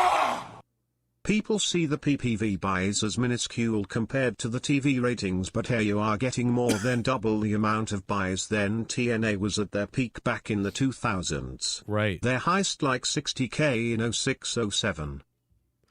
Yeah, that's why I was trying to explain that their buys right now, people hear 120,000, they think that's low, but that's actually really good. Yeah. As highest shows in the Attitude Era would only get 400,000 to 700,000. Especially when you can steal it much easier now. It was harder to watch those pixelated streams back in 08, 07. Yeah, in 98, 99, you didn't really have a choice unless you had a box that had a hookup to it, Yeah, so it's really pretty good numbers for over 100,000 people to pay for something. Ross Sucks just subscribed. What's going on? I mean, I think that it's about 6 million. When you get rid of the share, it's about 20-30% off. So, they're making about $5 million on the pay-per-view, which pays the salaries of quite a few wrestlers. Yeah, plus that's just that one pay-per-view, too. You have many in a year. Yeah. You become a shitball. 20 million a year, maybe. How much for Jake to drop a load in Red Comet Man? Whoa, Jake, what do you think about that from Drew Bar? I think my balls are empty still, so. Yeah, I want Red Comet Man to open up. He's going to tell us some more stories on Monetize This on Saturday night. He was very interesting the other night. That urination medication that I had to get? Yeah. Oh, my God. Oh. Not only can I pee, but I'm back to, being, 15 all over again. Don't mind if I do. What's my name? Duncachino. It's a whole new There's the game. Bep Jr. Duncachino. You want creamy goodness? I'm your friend. Say hello to my chocolate blend. If Charlotte is pregnant, boy, that ruins plans at Hell in a Cell. Asuka versus Ripley again? Oh, God, no. But luckily she's not pregnant. But, yeah, that's fucking weird. Yeah, that would be awful. But luckily, again, she's not pregnant, so it's okay. If she was, they could just put Nikki Cross instead of Charlotte. I think they'd be okay. They could have that set up, so. Nikki Cross will be released soon. I don't mean this as just a dig either. I'm genuinely curious. With everyone they let go, how do they keep Nia Jax still? Because she's just this awesome sized, The Rock related person. What's my name? Oh. Duncachino. It's a whole new game. Duncachino. You want creamy goodness? I'm your friend. Say hello to my chocolate blend. Ask AJ Styles what he thinks about Pride Month, and I am pretty sure we can get him cancelled in no time. Hashtag the gay community, hashtag never forget. Soundwave we love 92. our brother and sisters here. Yeah, that's the thing. I don't know. I don't know, man. It's weird. I don't know. I'm shocked to find out CM Punk thinks that, it's possible that AJ Styles could be Hitler. I mean, this is very shocking stuff. I heard this. I don't know if it's true, but we know CM Punk says he's a racist. So, I mean, is he a bigot too? Oh my God. We're finding more stuff out. This is crazy. Rich Hong, thanks for subbing to the channel. It's unbelievable. We love our gay friends, even though I say the F word a lot. Rich Hong, thank you for subscribing to the channel, man. I really appreciate you. Are it's just like what Titus says about retard. Same Yes. idea. That doesn't mean the same You thing. become. Yeah. Now you say it to a person like that. Are you getting calls to do commentary now that things seem to be slowly opening up again? What's up, Todd? I mean, yeah, I'm doing commentary for New England All-Star Wrestling, Top Rope, and a couple other places. I may be doing something with a New Jersey company, and then there's another one in New York. So that there's been there's 4 opportunities. 2 of them I'll definitely be at because they're local. $441 million plan to renovate Jags Stadium and area. Saw that. Charlotte's son is going to remodel Space Mountain into a taco truck. Oh. Darkest side of the ring yet. Sam Houston had sex with Baby Doll and her nose. Oh, Lakers should move back to Minneapolis now. Oh my God, Mr. Pico Boulevard. Jesus, that's just fucking sick at this point. We got one more coming in from, well, not Mr. Pico Boulevard, but from oh my God, Captain Solo is here tonight. Wait till you see this, Jake. I can't believe it. Han Solo's here. Oh, I'm impressed. Get off my plane. I can't. But his son killed him. I can't do it. I'm not being in that damn movie again. Don't mind if I do. What's my name? Duncachino. It's a whole new game. Duncachino. You want creamy goodness? I'm your friend. Say hello to my chocolate blend. Bring back Braun Strowman and Ruby Riott and get rid of Baron Corbin and Tamina. Looking forward to seeing Tommy end on AU. Yeah, I mean, it almost feels like a lock that you would see him there, although he's expressing stuff about go back to Norway, all these other things. Now, he could already be setting up the fucking, subterfuge for like, I'm going to go back to Norway. All of a sudden, he shows up on Dynamite. I mean, that's what that could be the hidden which plan. is awesome. Good, do that. Make everyone think like you're going to go into reclusion or something, whatever you call it. Yeah. And I don't want Nia Jax to lose her job either. I'm just The baffled that blacks other hate people the let her cracks who in hate closet. the wets that hate the Japs that hate the chinks who hate the Oh, my retards who God. love their autistic cousins. Jesus, AJ Adams. Well, God damn it. But you can say that because you're black. It's okay. Yeah, what a crazy day, though. Anyway, hit me up with more wrestling news. Thank you guys for those donations. If anybody else wants to donate, the link is down below. Streamlabs, Stream Elements, 2 different ways to donate. PayPal or credit cards, whatever the fuck down below. All the donation amounts are listed. I don't have the new Ryback one yet, so you can do the $32 Ryback wrap if you want to, or you can use Super Chat down below if you want to give 30% to Google. Google, China. We love Google, China. Yay. Also hit the membership button if you guys want to become a member. Get all the logos, icons, the fun. And don't forget about Patreon. Yay, I plugged everything. But hey, I only do it because if I don't, I'm out of business, brothers. So hope you guys can keep supporting. I don't have any sponsors. It's all you guys. You guys sponsor the show, and without you, it doesn't happen. Jake, any other news that you wanted to talk about? Yeah, I mean, we said how Alistair Black before was teasing that he wanted to face John Moxley in AEW. He's trying to get the things feisty online, get the ball rolling. But it is true that creative had no idea. This is coming from Fightful again. They had no long-term end game because they never could get things finalized with Vince, but they had no idea that anyone was being released until it happened. So they had the SmackDown story written. They had things written already for the next few weeks and ideas. And now that he's gone. Who's gone? Alistair Black. Oh, yeah. Okay. They just re-debuted him. Then they have all these vignettes and side stories. And so creative has planned all this story. They wrote him for SmackDown this week. And, oh, by the way, he's fired. The creative team had no idea. So, and again, they keep saying it's due to budget cuts, which might be true if they're trying to sell themselves. But Vince McMahon also canceled Alistair Black's U.S. title run. That was supposed to happen at one point in time. Right. Alistair Black himself said that Vince McMahon canceled the thought of giving him the U.S. title. The reason is that he didn't want Alistair Black's first title win to take place with no fans. Well, I get that, and I get let's make negative. Well, also make the guy seem special before anything, whatever. I get that. By the way, do you see Booker T criticized him too today? He was like, "Oh, you didn't stand out." That was another thing I wanted to bring up. How could he say he wasn't unique? He was one of the more unique stars. I don't get what. even just the entrance either, but his look, his wrestling style, the kicks, his ability, all of it, the promos, he stood out because he was different. I thought he, maybe not. He didn't really stand out that much on the main roster because they didn't let him. But I mean, he did in NXT. He stood out. He really stood out. Yes. Yeah. So I Roster mean, didn't really give him much of a chance. Oh, pick a fight. That was stupid. But NXT was great, and they never acknowledge NXT on the main roster, so there's no point. you know what Alistair Black should have done is he should have had remember I gave a lot of suggestions for his sort of darkness, and one of the things was a book that he had, this book or whatever, and it's weird that they did that, but it was a Dark Father that they were going into that seemed really interesting, and then they were selling a shirt for it now after they fired it. And I think one of the other things I mentioned was he could have a basement full of skulls and he wrote his opponent's name on them and things like that. And it's weird because when we heard his commentary the other day on Twitch, he's sort of not that idea, but he has similar but even deeper ideas about what he was doing. And he went into all this stuff about I set up my next opponent by these things, and I was like, oh my God, no wonder you got fired. Vince probably his head exploded when he heard stuff like that. He was basing what color trunks he was wearing on the mood, and then he's like, oh, I wore dark green because I was getting jealous week 1, and then week 2 I took my anger out, so I was wearing just black. And then week 3 I meant business, so I was wearing black on black. And I'm like, damn, this is really detailed. And we had mostly no idea we never got to hear that.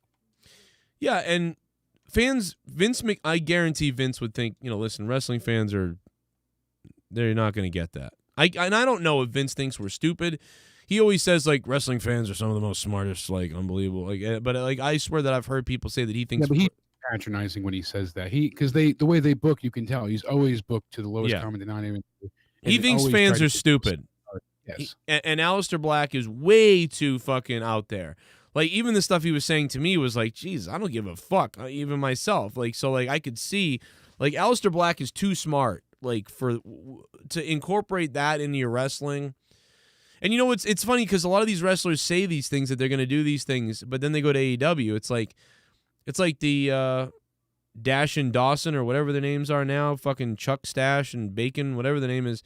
They're like, oh, we've got all these crazy ideas, and now they're doing fucking comedy shit in a bar. Yeah, when they said that they hated all the comedy in WWE and they did not want to do any more comedy going further, and they were going to AEW to be serious and be under the tutelage of Tully Blanchard, one of the Four Horsemen. They wanted to make a real legacy there. And at first they were serious, and there was no of them shaving each other's backs and being beat up by legends and losing ridiculous ways. It was all right, this is good so far. They won the tag titles, they seemed legit, and then they fell apart. And now they're doing all the comedy stuff. It's what the fuck are you? It's better than WWE. Although their bar scene was the worst part. That was the worst part of that whole main event. The worst part was their bar scene.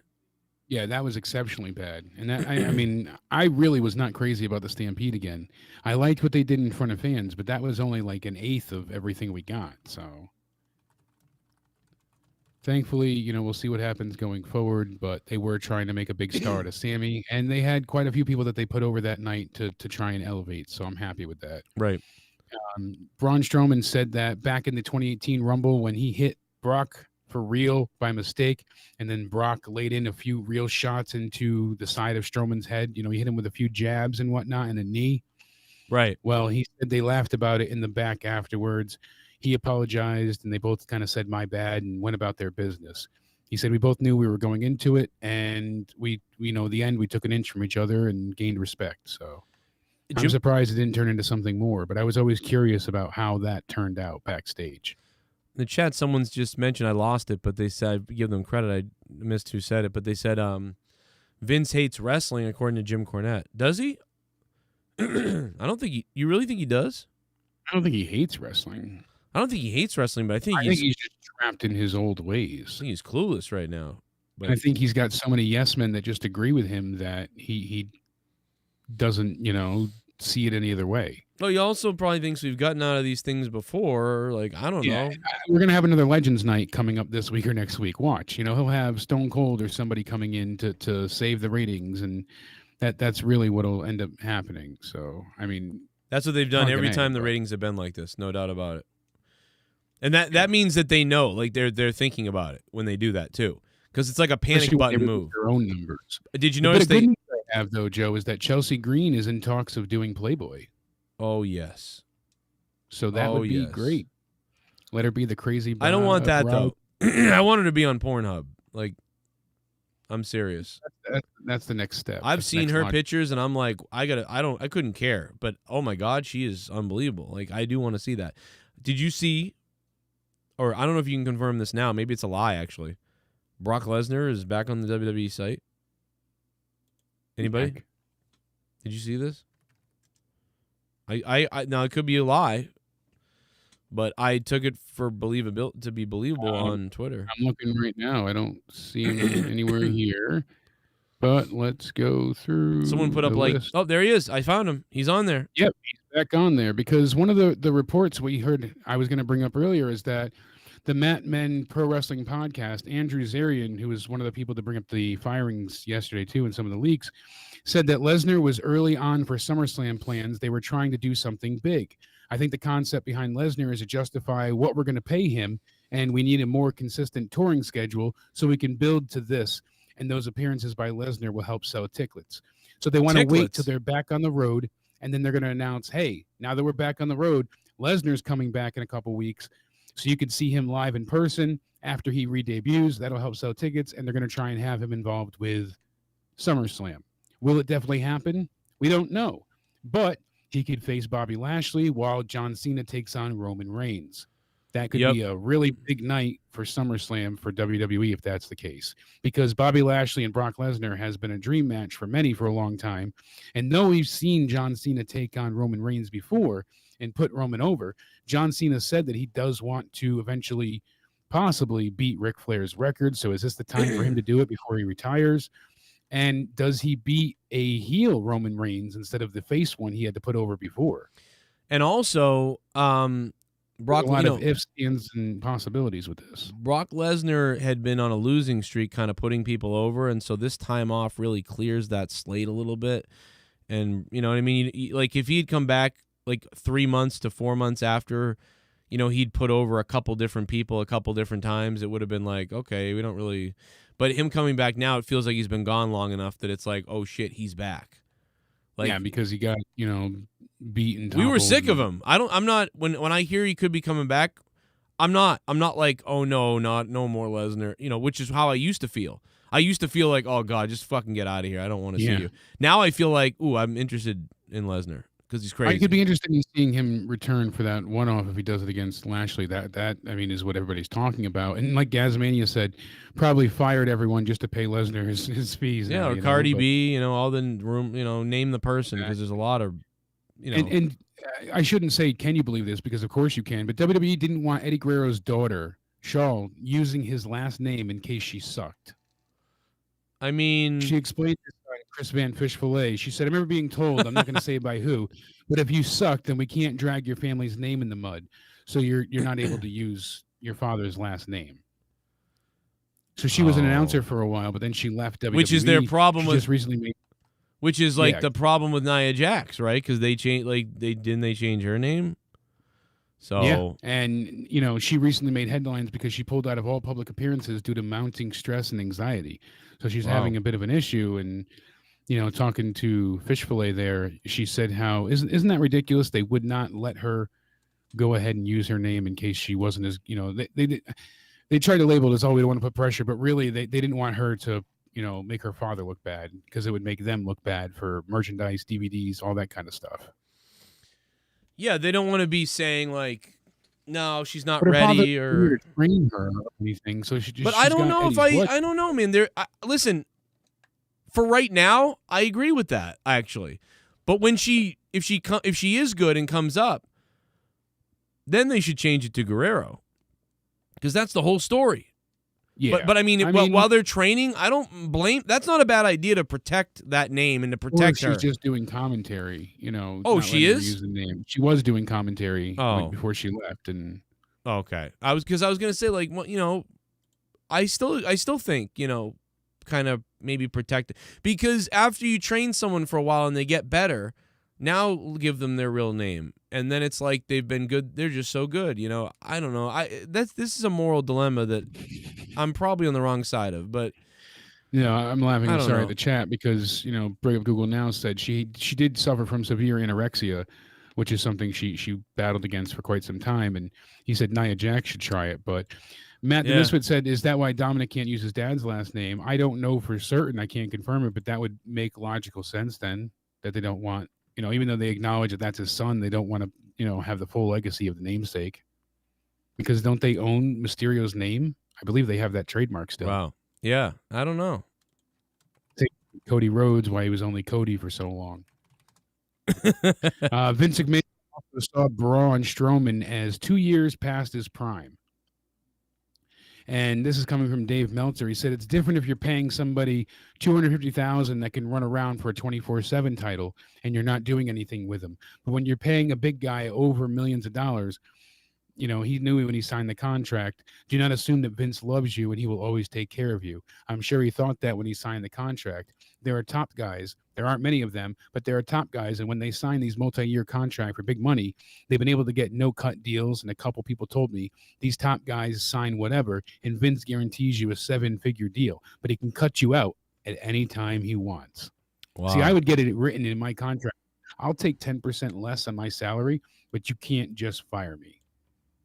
You can't just cut me. I would put that in my contract. Then they can really make you suffer. If they though. won't They sign keep it- you- But the fact that they can't just cut me willy-nilly, I would put like a time frame on it, like give me this much notice, this kind of thing. Yeah. But I would say, you have to tell me at least 30 days in advance that you're letting me go so I can prepare and Well, because it's ridiculous what they do to people here, especially it's still a pandemic. They know wrestling's not fully opened up yet. It's getting back to touring, but it is very difficult to get any type of business. And then you also have these 90-day no competes. So they're sitting on their ass and can't speak. And right. Alistair Black must be able to have the no compete though, because he's been talking his ass off, saying a lot of personal details. Wait, Alistair Black must be what? He must not have a no compete, because he said he was cleared as of when he got let go. Wow.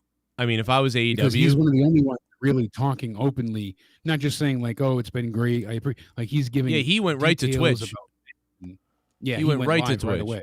Now, if he's smart, if AEW is smart, they bring him on the program now, like right away. That's what I would do. This is the first guy. It's like this guy's going to jump ship. Who did that? Who's done that? Nobody or anybody or Matt Hardy maybe? I don't remember. Has anybody done that? Has anybody been like on like SmackDown Friday and then a week later is on AEW? I don't think that's happened. I could be wrong, but I don't think anybody has done that. And if that's the case, I mean, John Moxley left when they did the Shield reunion tour, and then that was close. Yeah, I guess that was really close, but that was like a month still. Yeah. He This showed up at Double or Nothing to attack Jericho and Moxley. Moxley attacked Omega. Excuse me. So.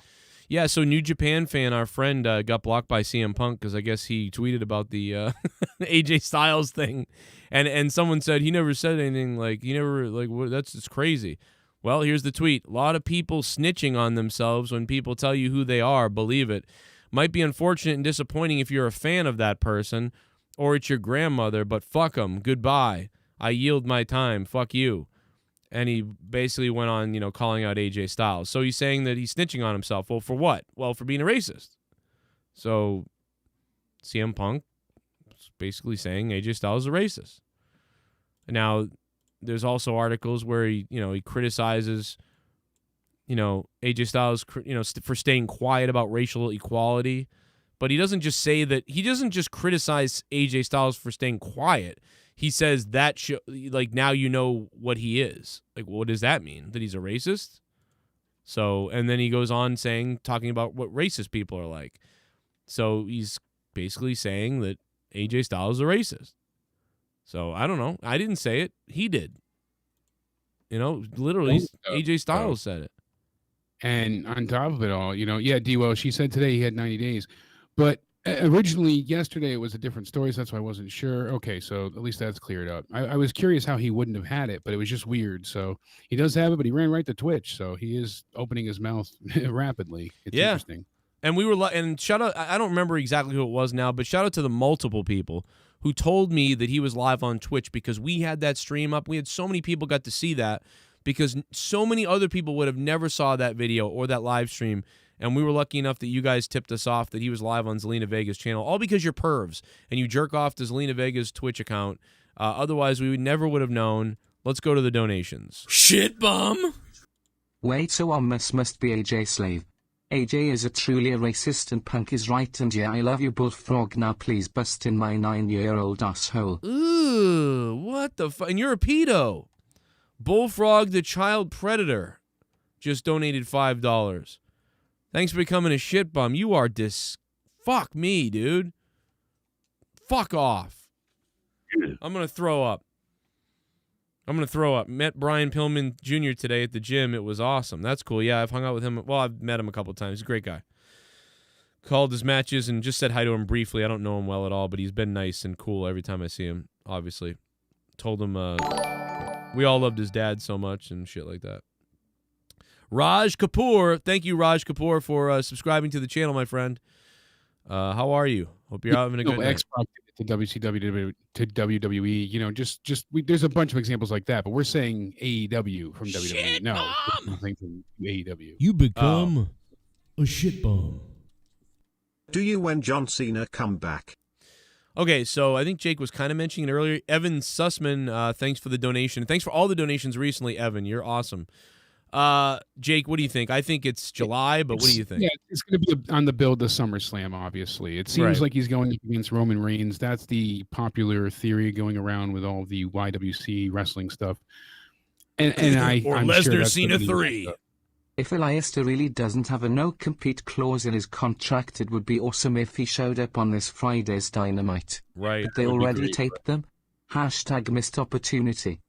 I don't think he does. Like you said before earlier today, originally it was such confusion when they were first let go. And they can't surprise you because it's taped. So it would get out. Everybody would talk about it. Alistair Black's there. This would be the worst time to bring on anybody. Right. Yeah, because then the surprise would be ruined in a second. Oh, yeah. Everybody would be, oh, my God, look who's here. I suppose that could work, and then you could actually get ratings. Stuff. I mean, I already know what's some of the match results that's going to happen as soon as they are, and it's like it's part of the process today. You don't have to read the spoilers, but they're out Jake there. Roberts' dad was a worse father than Chris Benoit. Yes. Think Logan Paul will hire those same crack sluts from his brother's fight? AJ is the face that hates the black race and the champ that ran the concentration camp. Charlotte's kid gonna be born Botoxed. Oh, God, Mr. Pico. She's not pregnant. Friday's live, people are saying. This is the last live Dynamite this Friday, so there you go. The last one live. And then they're going to go ahead from there and tape oh, my the God. Friday after. And they're you got to get Alistair Black. You got to get him. You got it. Tony, you got, even if it's. Got a 90-day, he said today. No compete, well, you just set that whole thing up that he doesn't have a 90-day. That's what I just said 10 minutes ago that he does, and we weren't sure. Oh, I thought you were saying no. It. He's got. That's why he's talking about it everywhere, and it doesn't matter. No, we corrected it. Oh my God, kill me! Did you just donate to Joe? Thank you for the donation, and because you donated, I'm going to fist myself in the bunghole. Ruby Riot's last match was a match versus Tamina last Friday on SmackDown. Bruce and Vince probably weren't impressed. That probably was the straw that broke the camel's back. Hopefully Aya will sign her. I mean, it I could wonder be. if it does have anything to do with it, because we did hear, Janelle, that Lana's match Was infuriated Vince. It infuriated us. And not only was she getting paid a lot, but yeah, he was really mad about that, and then he was mad about the Miz overrun in the beginning of Raw. I'll give it to you since I didn't add the $25 yet, Janelle. Here you go, Janelle. I'll give you the short version. You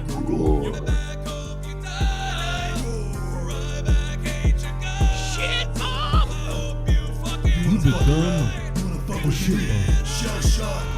Alistair Black should go to TNA Impact. Alistair Black should go into TNA Impact. Yeah, and I should quit this and do McDonald's. Yeah, he said Tommy N can wrestle whenever on September 2nd is what he said. And that's before All Out. Wow. Well, I got to give it to Janelle Banks. Janelle Banks is the largest donation of the stream. So, Janelle, I think. So, Janelle, thank you. Let me see if I can pull up. There we go. Man, you really think that? I listened to him yesterday, both on the stream and then afterwards, the way he had said it, but I guess he corrected it today, so that's good. At least he made it known. Okay. Oh God. Oh, fuck me. He said. And then Steven Cutler tonight debuted in Impact. People were told that you were going to see a WWE wrestler debut tonight, and they really played it up. That who will it be? And ended up being Steven Cutler from the Forgotten Sons, and he came out, I guess, with Deonna Purrazzo. I'm not sure because he's in a relationship with her. Hey, so be it. But coming soon to Impact, Steve Macklin. Yay! Does anybody care? Sorry to say, but doesn't feel like a real get here. There's just too much wrestling for me with like all this stuff. Like people still want me to watch Impact. I'm like, why? You know, maybe if I had more like if I had more to Impact's do, not bad. it's hard good because they have no fans, Joe. But the stories they're running right now, for the most part, some are ridiculous, but for the most part, when they get away from the crazy like wedding murder angles, some of the stories, like especially the women's title, has been decent in their roster. They've had some really great matches on some of their pay-per-views, and some not so great stuff too. But I get the wrestling's good, but I'm tired of just the wrestling being good. I'm not even that into NXT lately because the wrestling's good, but the characters aren't grabbing me like they used to. And I think part of that is because everybody's been in NXT for so long. They don't have the live crowd there to add to it, and they have a lot of tweeners. NXT has a huge problem with that. AEW has a problem with that. It's kind of getting corrected, I think, lately, but you just don't know who to get behind. Because when I didn't watch it live, when I went back and watched the Karrion Kross Finn Balor match, the way it's set up, Karrion Kross has been booked as a face at times and a heel. And Balor has been this tweener where he's been a heel, but then he's also kind of a face at times. Like he'll help people, but then he'll attack people. So who are you supposed to get behind? Who are you supposed to root for? If you don't have a favorite already, then you're just watching a good match. And that's the problem. It's good wrestling. It's not captivating. Right. CM Punk shoots blanks, can't even get AJ Lee Prego. Moss Blaze, that's a good point, man. Yeah, when are they gonna? That's right. They probably don't want kids. I feel like CM Punk hates kids. Like I'm dead serious. They fit the bill of people that I think might hate kids. You know what I mean? So I don't know. Yeah, they would have probably had a child in this time frame already. No, you would have thought. I mean, I don't know. I don't want to. I just think they don't like kids. So they I don't probably like to don't want them. speculate about that kind of stuff. Yeah, I but, mean, maybe for all we know, yeah, I don't. I mean, they could be trying, and they could be. It could be. Yeah, you never know. So. That could be. Poor AJ Lee could have. I don't know. You never know. I'm sure they would make good parents. Honestly, great parents. But no, maybe they will, but I think they hate kids. Possibly. They might not want kids. So they probably don't want to bring more white people into the world. Like, I mean, just don't bring more white people into the world. At least they don't really love children. Yeah, like too much. Like too much. That's a great point. We might be on to something. Like it's a terrible something, but I heard about the Iron Man match tonight that Evan's about to bring up, and that sounded like it'd be great wrestling. I'm sure it was very good, but if you're not into the characters, then I just don't want to sit through a 60-minute Iron Man match. Even on NXT it was a chore, and I loved all four of those guys at that point in time. I've covered Impact, and my views are dead on Impact. My views are dead.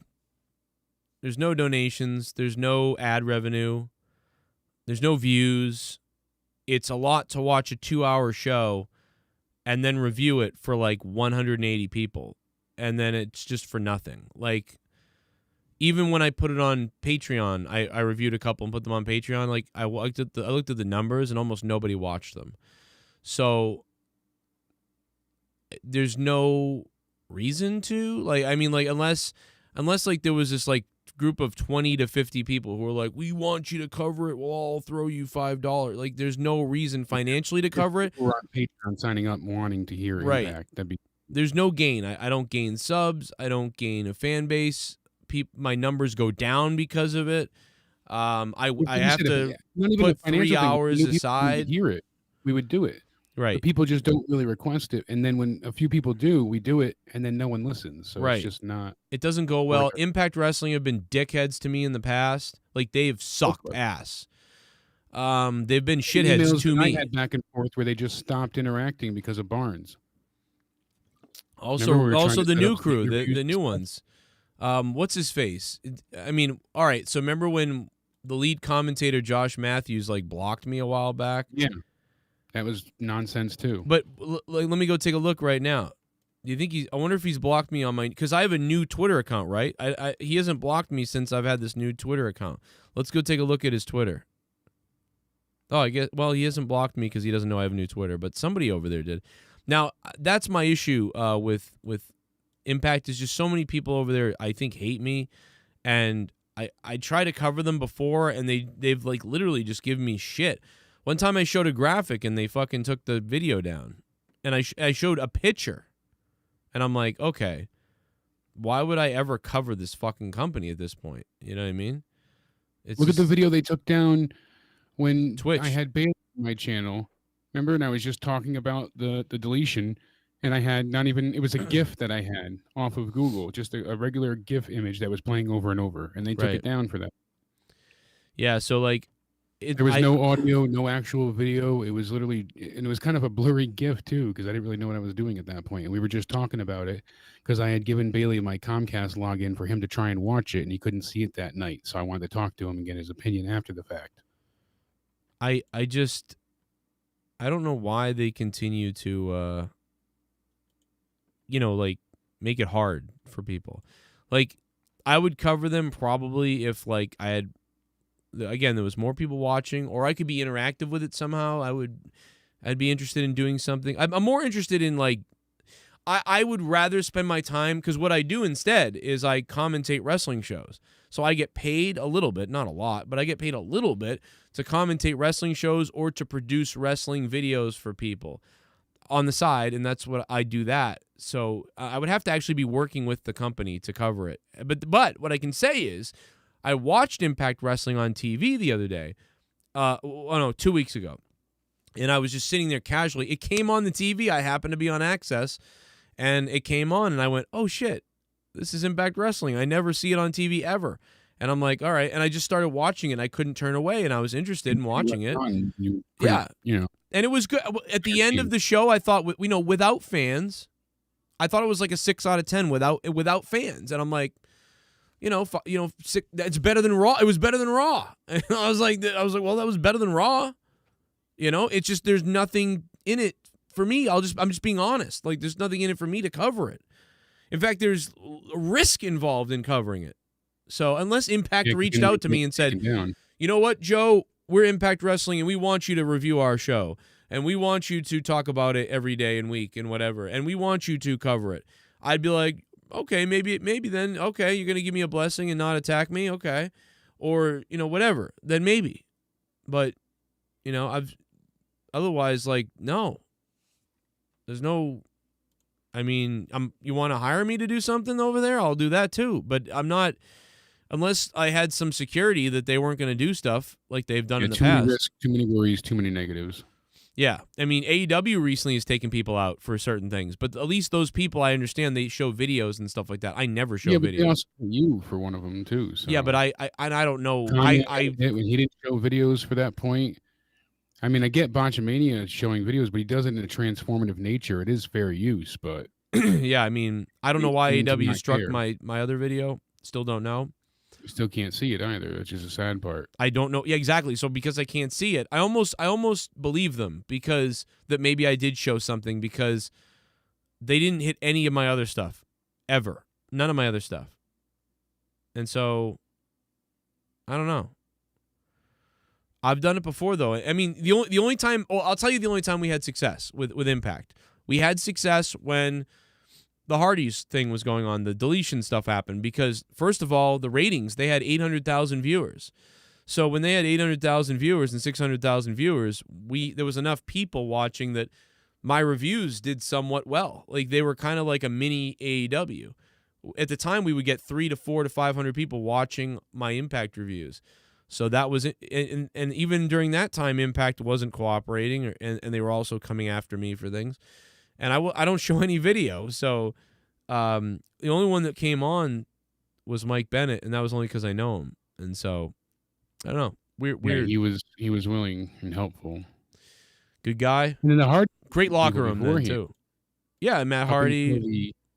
The locker room and leadership changed. EC3 almost came on. You know, I mean, EC3 has always thought about coming on. He's great. And by the way, Free the Narrative still up. Free Cronin, 20% off. Go watch Free the Narrative. I still am going to do an official review of it. I'm going to watch it a second time for tomorrow, or I believe. So, and also June 11th, I'll be in Kingston, Massachusetts for New England All-Star Wrestling. Come on out there to that and come hang out with us, and I'll be doing commentary. Fuck, if they don't find a ring announcer, I hope God I don't want to do ring announcing. I hope they find somebody. Yeah, you just want to commentate. Yeah, I just want to commentate. I don't want to go in the ring. Tom Phillips confirms his release with a long post that I'm not going to read. If anybody wants to see it, they can go ahead and look on his Twitter.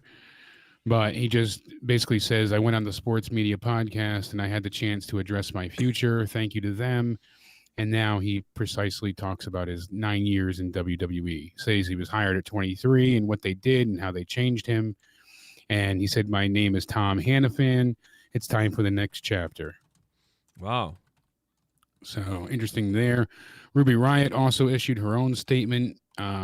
She said, as for what's next, in the beginning, Heidi Lovelace was given to me.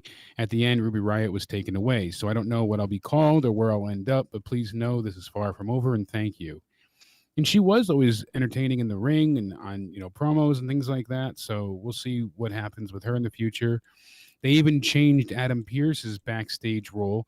He's now the director of live events. That's his official job title. Whoa. So that's a big promotion. He said, you'll still see me officiating Raw and SmackDown, but I have a more vested interest in what's going to happen on our live events. So he said, I had that anyways before receiving that title, but now I have a more supervisory role. So it seems like he's getting more responsibilities in the back too. Yeah. Creative, like I said before, had no idea anyone was being fired. Braun was listed as 2 years past his prime by Vince. I mean, that's an insult. Especially when Braun came back looking so lean and thin and improved, I want to say. And CM Punk really tore down the creative process and trashed all of them recently. He said it's like a movie with a blockbuster budget and cast, but if it's written by creatively bankrupt nincompoops, specifically for an audience of one, in a language nobody understands anymore, it's trash. But people watch it because they like movies. He's not wrong. We're used to watching wrestling at this point, and that's what it comes down to. If I wasn't reviewing it with you for the fans that are in the audience right now watching in the chat along with us, I wouldn't be watching. I might turn into the pay-per-views, but I would not be watching Raw and SmackDown. I'd still be watching Dynamite and sometimes NXT. I'll tell you, if it didn't bring in a few subs and it didn't bring in money that I can feed my family with, if I couldn't make a living I don't make a lot of money on Raw reviews, but kind of like it's a day's salary. I mean, like, so if it didn't do that and we didn't get subs, I would probably fully switch to Fridays fully, which is crazy because, dude, we're giving up on Raw. So not that we all, but for 5 years, 1,200 for 5 years. Almost 5 years straight, about 4 years straight. 4 years straight. I looked at the numbers the other day. 4 years straight, right here. We had 1,000 people watching at a time for the first hour of our review on Monday Night Raw reviews for usually 4 more, to be honest years. With you, and more, 1,500, 1,400 more. And if something big happened, we'd have 2,000 watching. But remember when The Undertaker came back first time at the pay-per-view? What was it, like Battlegrounds, when he surprised Seth Rollins was taking on Lesnar and the lights went out and it was Undertaker.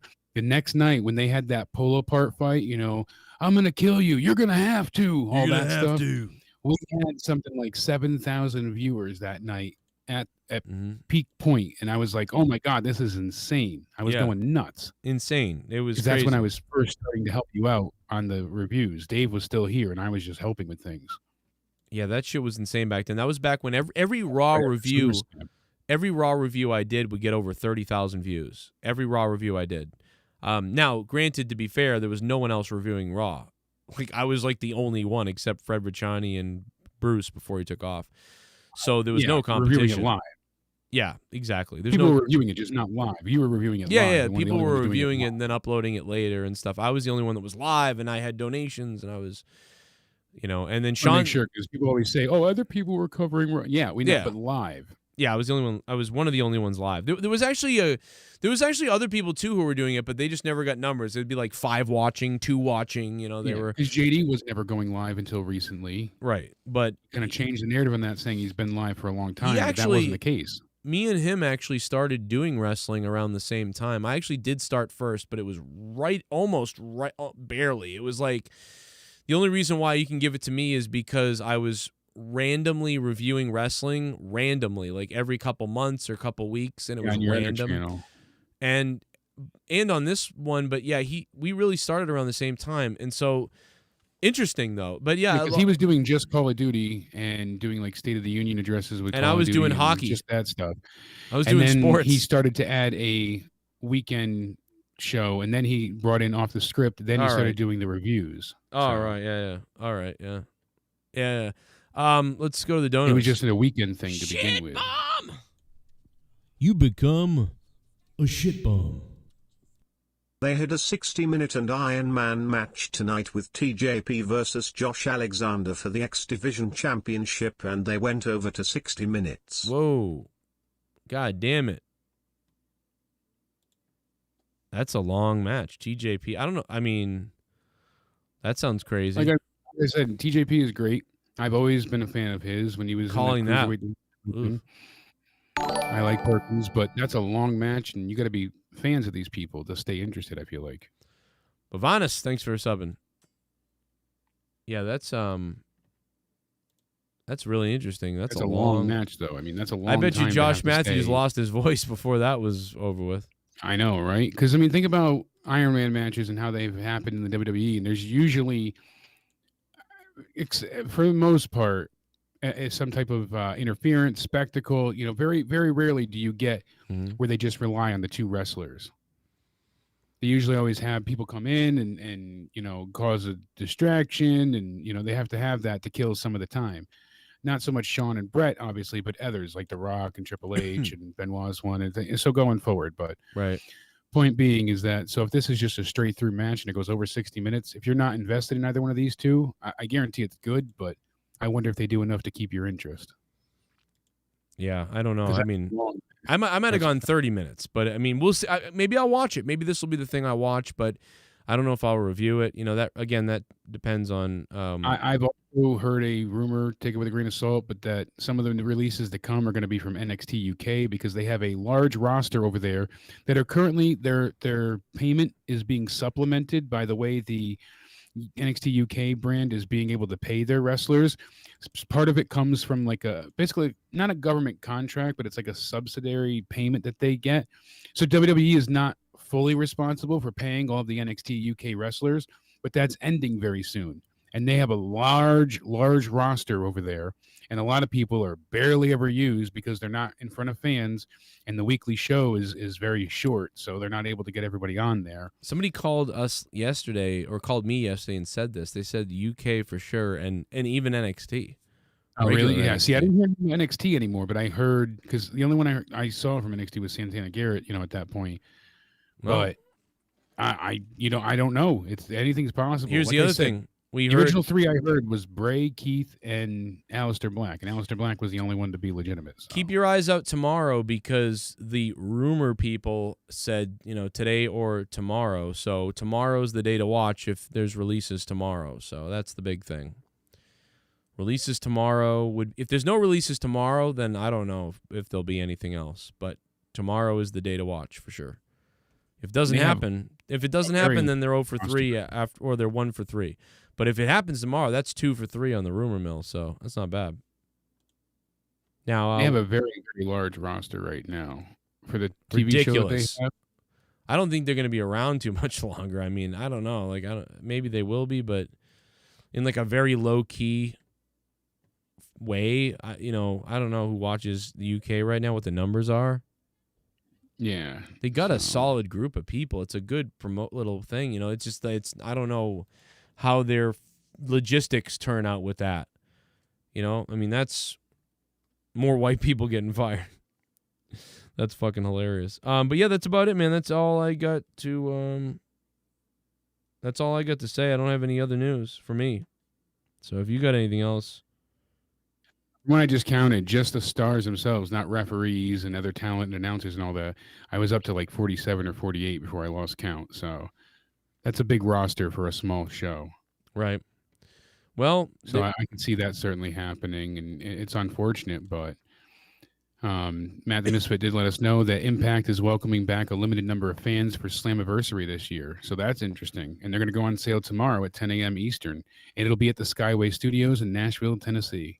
I wonder how Boom. many fans they're going to be letting in. But that's good. At least they'll have some fans there for Slammiversary this year. And we'll likely see some of the original firings, the ones that happened right after WrestleMania, be at that show this year. So Tony Khan's going to Impact next week too. yes, he'll be back at Impact next week also. So They have Tony Khan come out and just be goofy in the crowd. That's funny. Shit bomb. You become a shit bomb. It was on the TNA Impact pre-show card BTI that stands for Before the Impact ZTJP with the Joshua Alexander put the X Division Championship. Oh, okay. On the pre-show. Thank you, Evan. Well, that's about it, man. We'll get out of here. I'll be live tomorrow night with the SmackDown review, the AEW Dynamite review. So I'm going to be live during SmackDown, maybe reacting. I'll be live after SmackDown and then reacting to AEW. reacting to Dynamite, yeah. And then I'll be maybe recording Corrupted after that. On Patreon, we'll be live on Corrupted. So, yeah, baby, it's going to be a big night. We're going to have some fun. then Saturday nights monetize this. Big shit going on that night. Plus, Red Comet Man puts his crown on the line. And we got a little fun, interesting thing to show you that Leah came up with. See if you guys like it. Shout out to Janelle Banks. We'll see you Saturday night. Plus, then Sunday night, Floyd Money Mayweather's fight. We're going to react to that and be live all night. It's a fucking fun-filled weekend, it is. Yeah, did you see that there's no winner for that fight? It's not being judged. Oh, my God. I'm not paying Knockouts for it. are allowed, so if either one of them knocks somebody out, What do you mean there's then no we'll have a winner? But they're not judging the fight. There's no scoring and no official winner given. What? Yeah, they're going to have rounds, but they're not judging the fight. This way, there's no official winner. But there are knockouts allowed. So if someone gets knocked out, then that's an official win, I guess. But even then, it won't be an official knockout or an official win. It doesn't count for the records. So they're not judging the fight officially. No one's scoring it. So That is even if lame. Mayweather landed 1,000 punches, still he won't win because it's just like a exhibition. Well, type because thing. imagine if Mayweather lost to like some like controversial that's got to split. be the worry. Like, not that he ever would, I'm sure, but there's a 1% chance. What if he slipped and Jake hit him and it was lucky? Anything can happen. You never know. I highly doubt it. I'm sure it's almost improbable, never mind impossible. But like we said, any given Sunday, what if it happened? Jake catches him. It's so improbable. But what if? Well, what if a joke of a fight anyways, just like Kevin Carter said. I'll so. react to it and watch it because it helps my channel. But if I was a Yeah, regular, we'll be searching for links that night. I don't think Yeah, anyone should be paying. I that. wouldn't pay for it. I'm not paying for that. If I was a regular person, I wouldn't even care now when I hearing that. That's fucking the crazy. SEO on that is insane. So Plus, you know how many times I've been suckered into watching Mayweather and then just being enraged, like fucking. we've done this for years now. Every time he gets into a fight, the Pacquiao one was terrible. Then the one with Mayweather and Connor was terrible. So God they damn. all just suck. Mayweather, I never cared for him. He's just a defensive boxer that stays back, waits for people to gas themselves, and gets a few hits in and holds out. I love Mayweather's Nice. defensive Ducks and dives. mind. Like He's in an dodgeball. he really is a great defensive boxer. Like, it's really true that he is. I just can't stand it either. I can't stand that style. I think there should be some kind of, I don't know, man. It's like saying that, you don't like a hockey team. It's like saying you don't like the 1995 New Jersey Devils because all they played was a trap game and the game was so boring because, I mean, they would just Held trap people and kept. That's scoring, why yeah. they had to create the 2-line pass for that fucking team or whatever, didn't they, or whatever?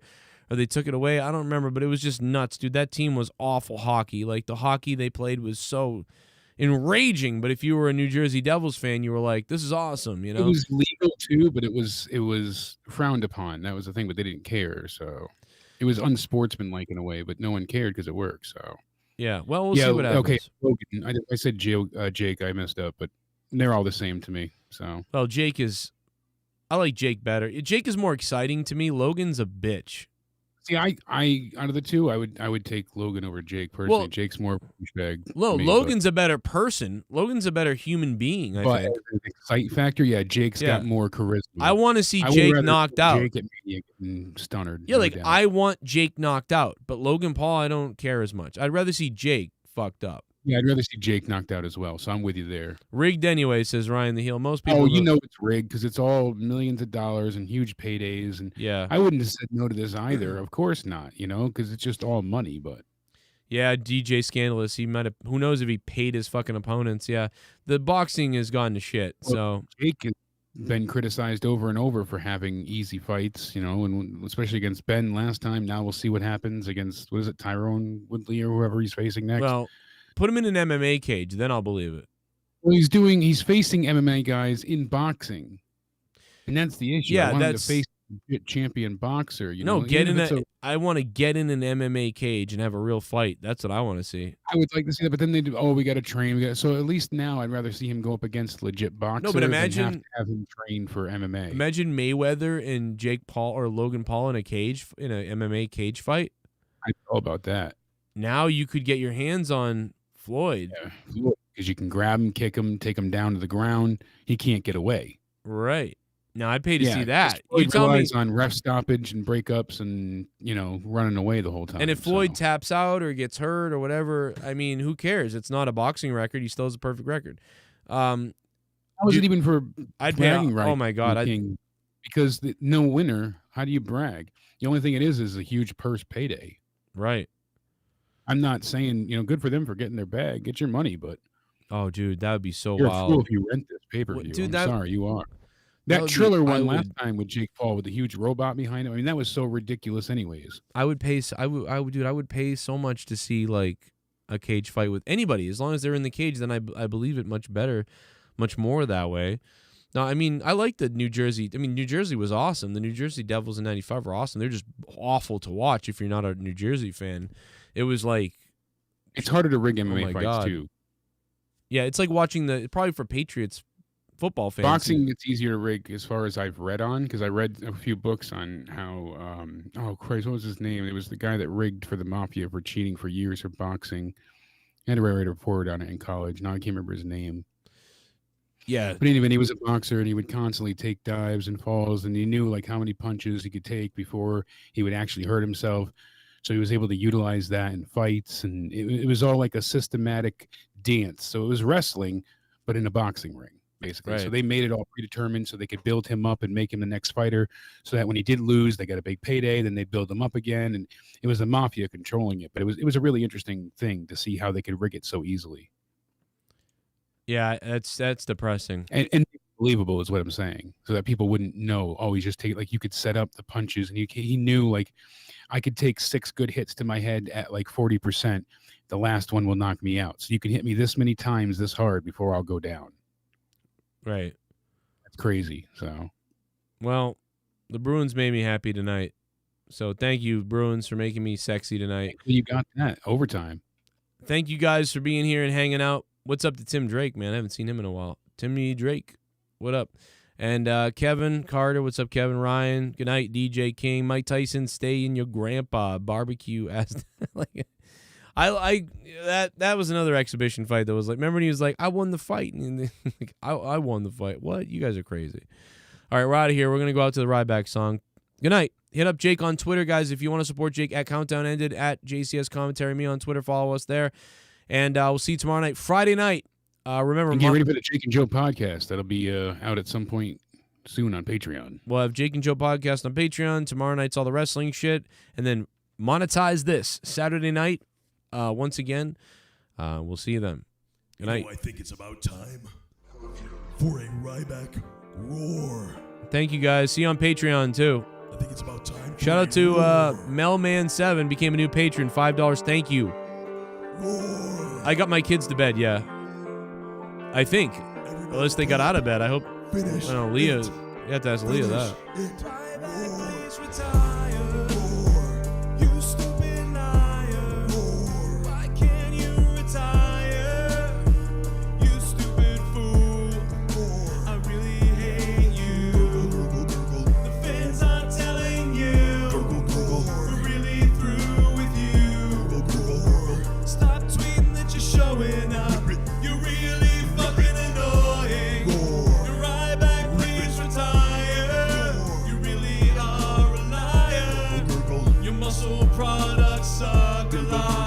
big fat fucking fake.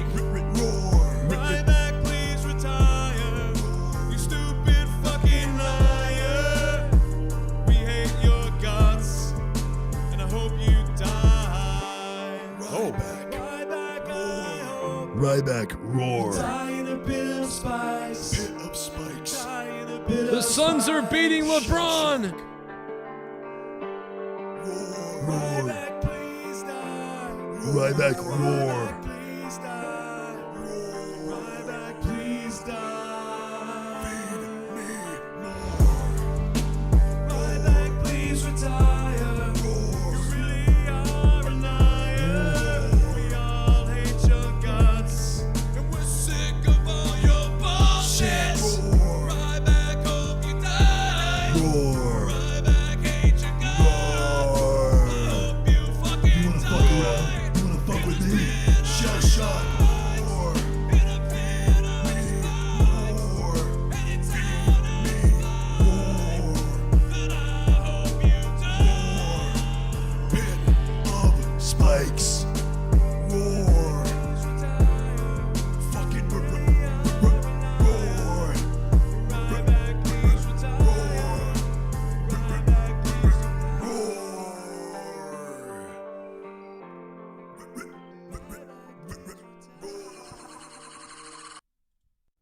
You know, I think it's about time for a Ryback roar.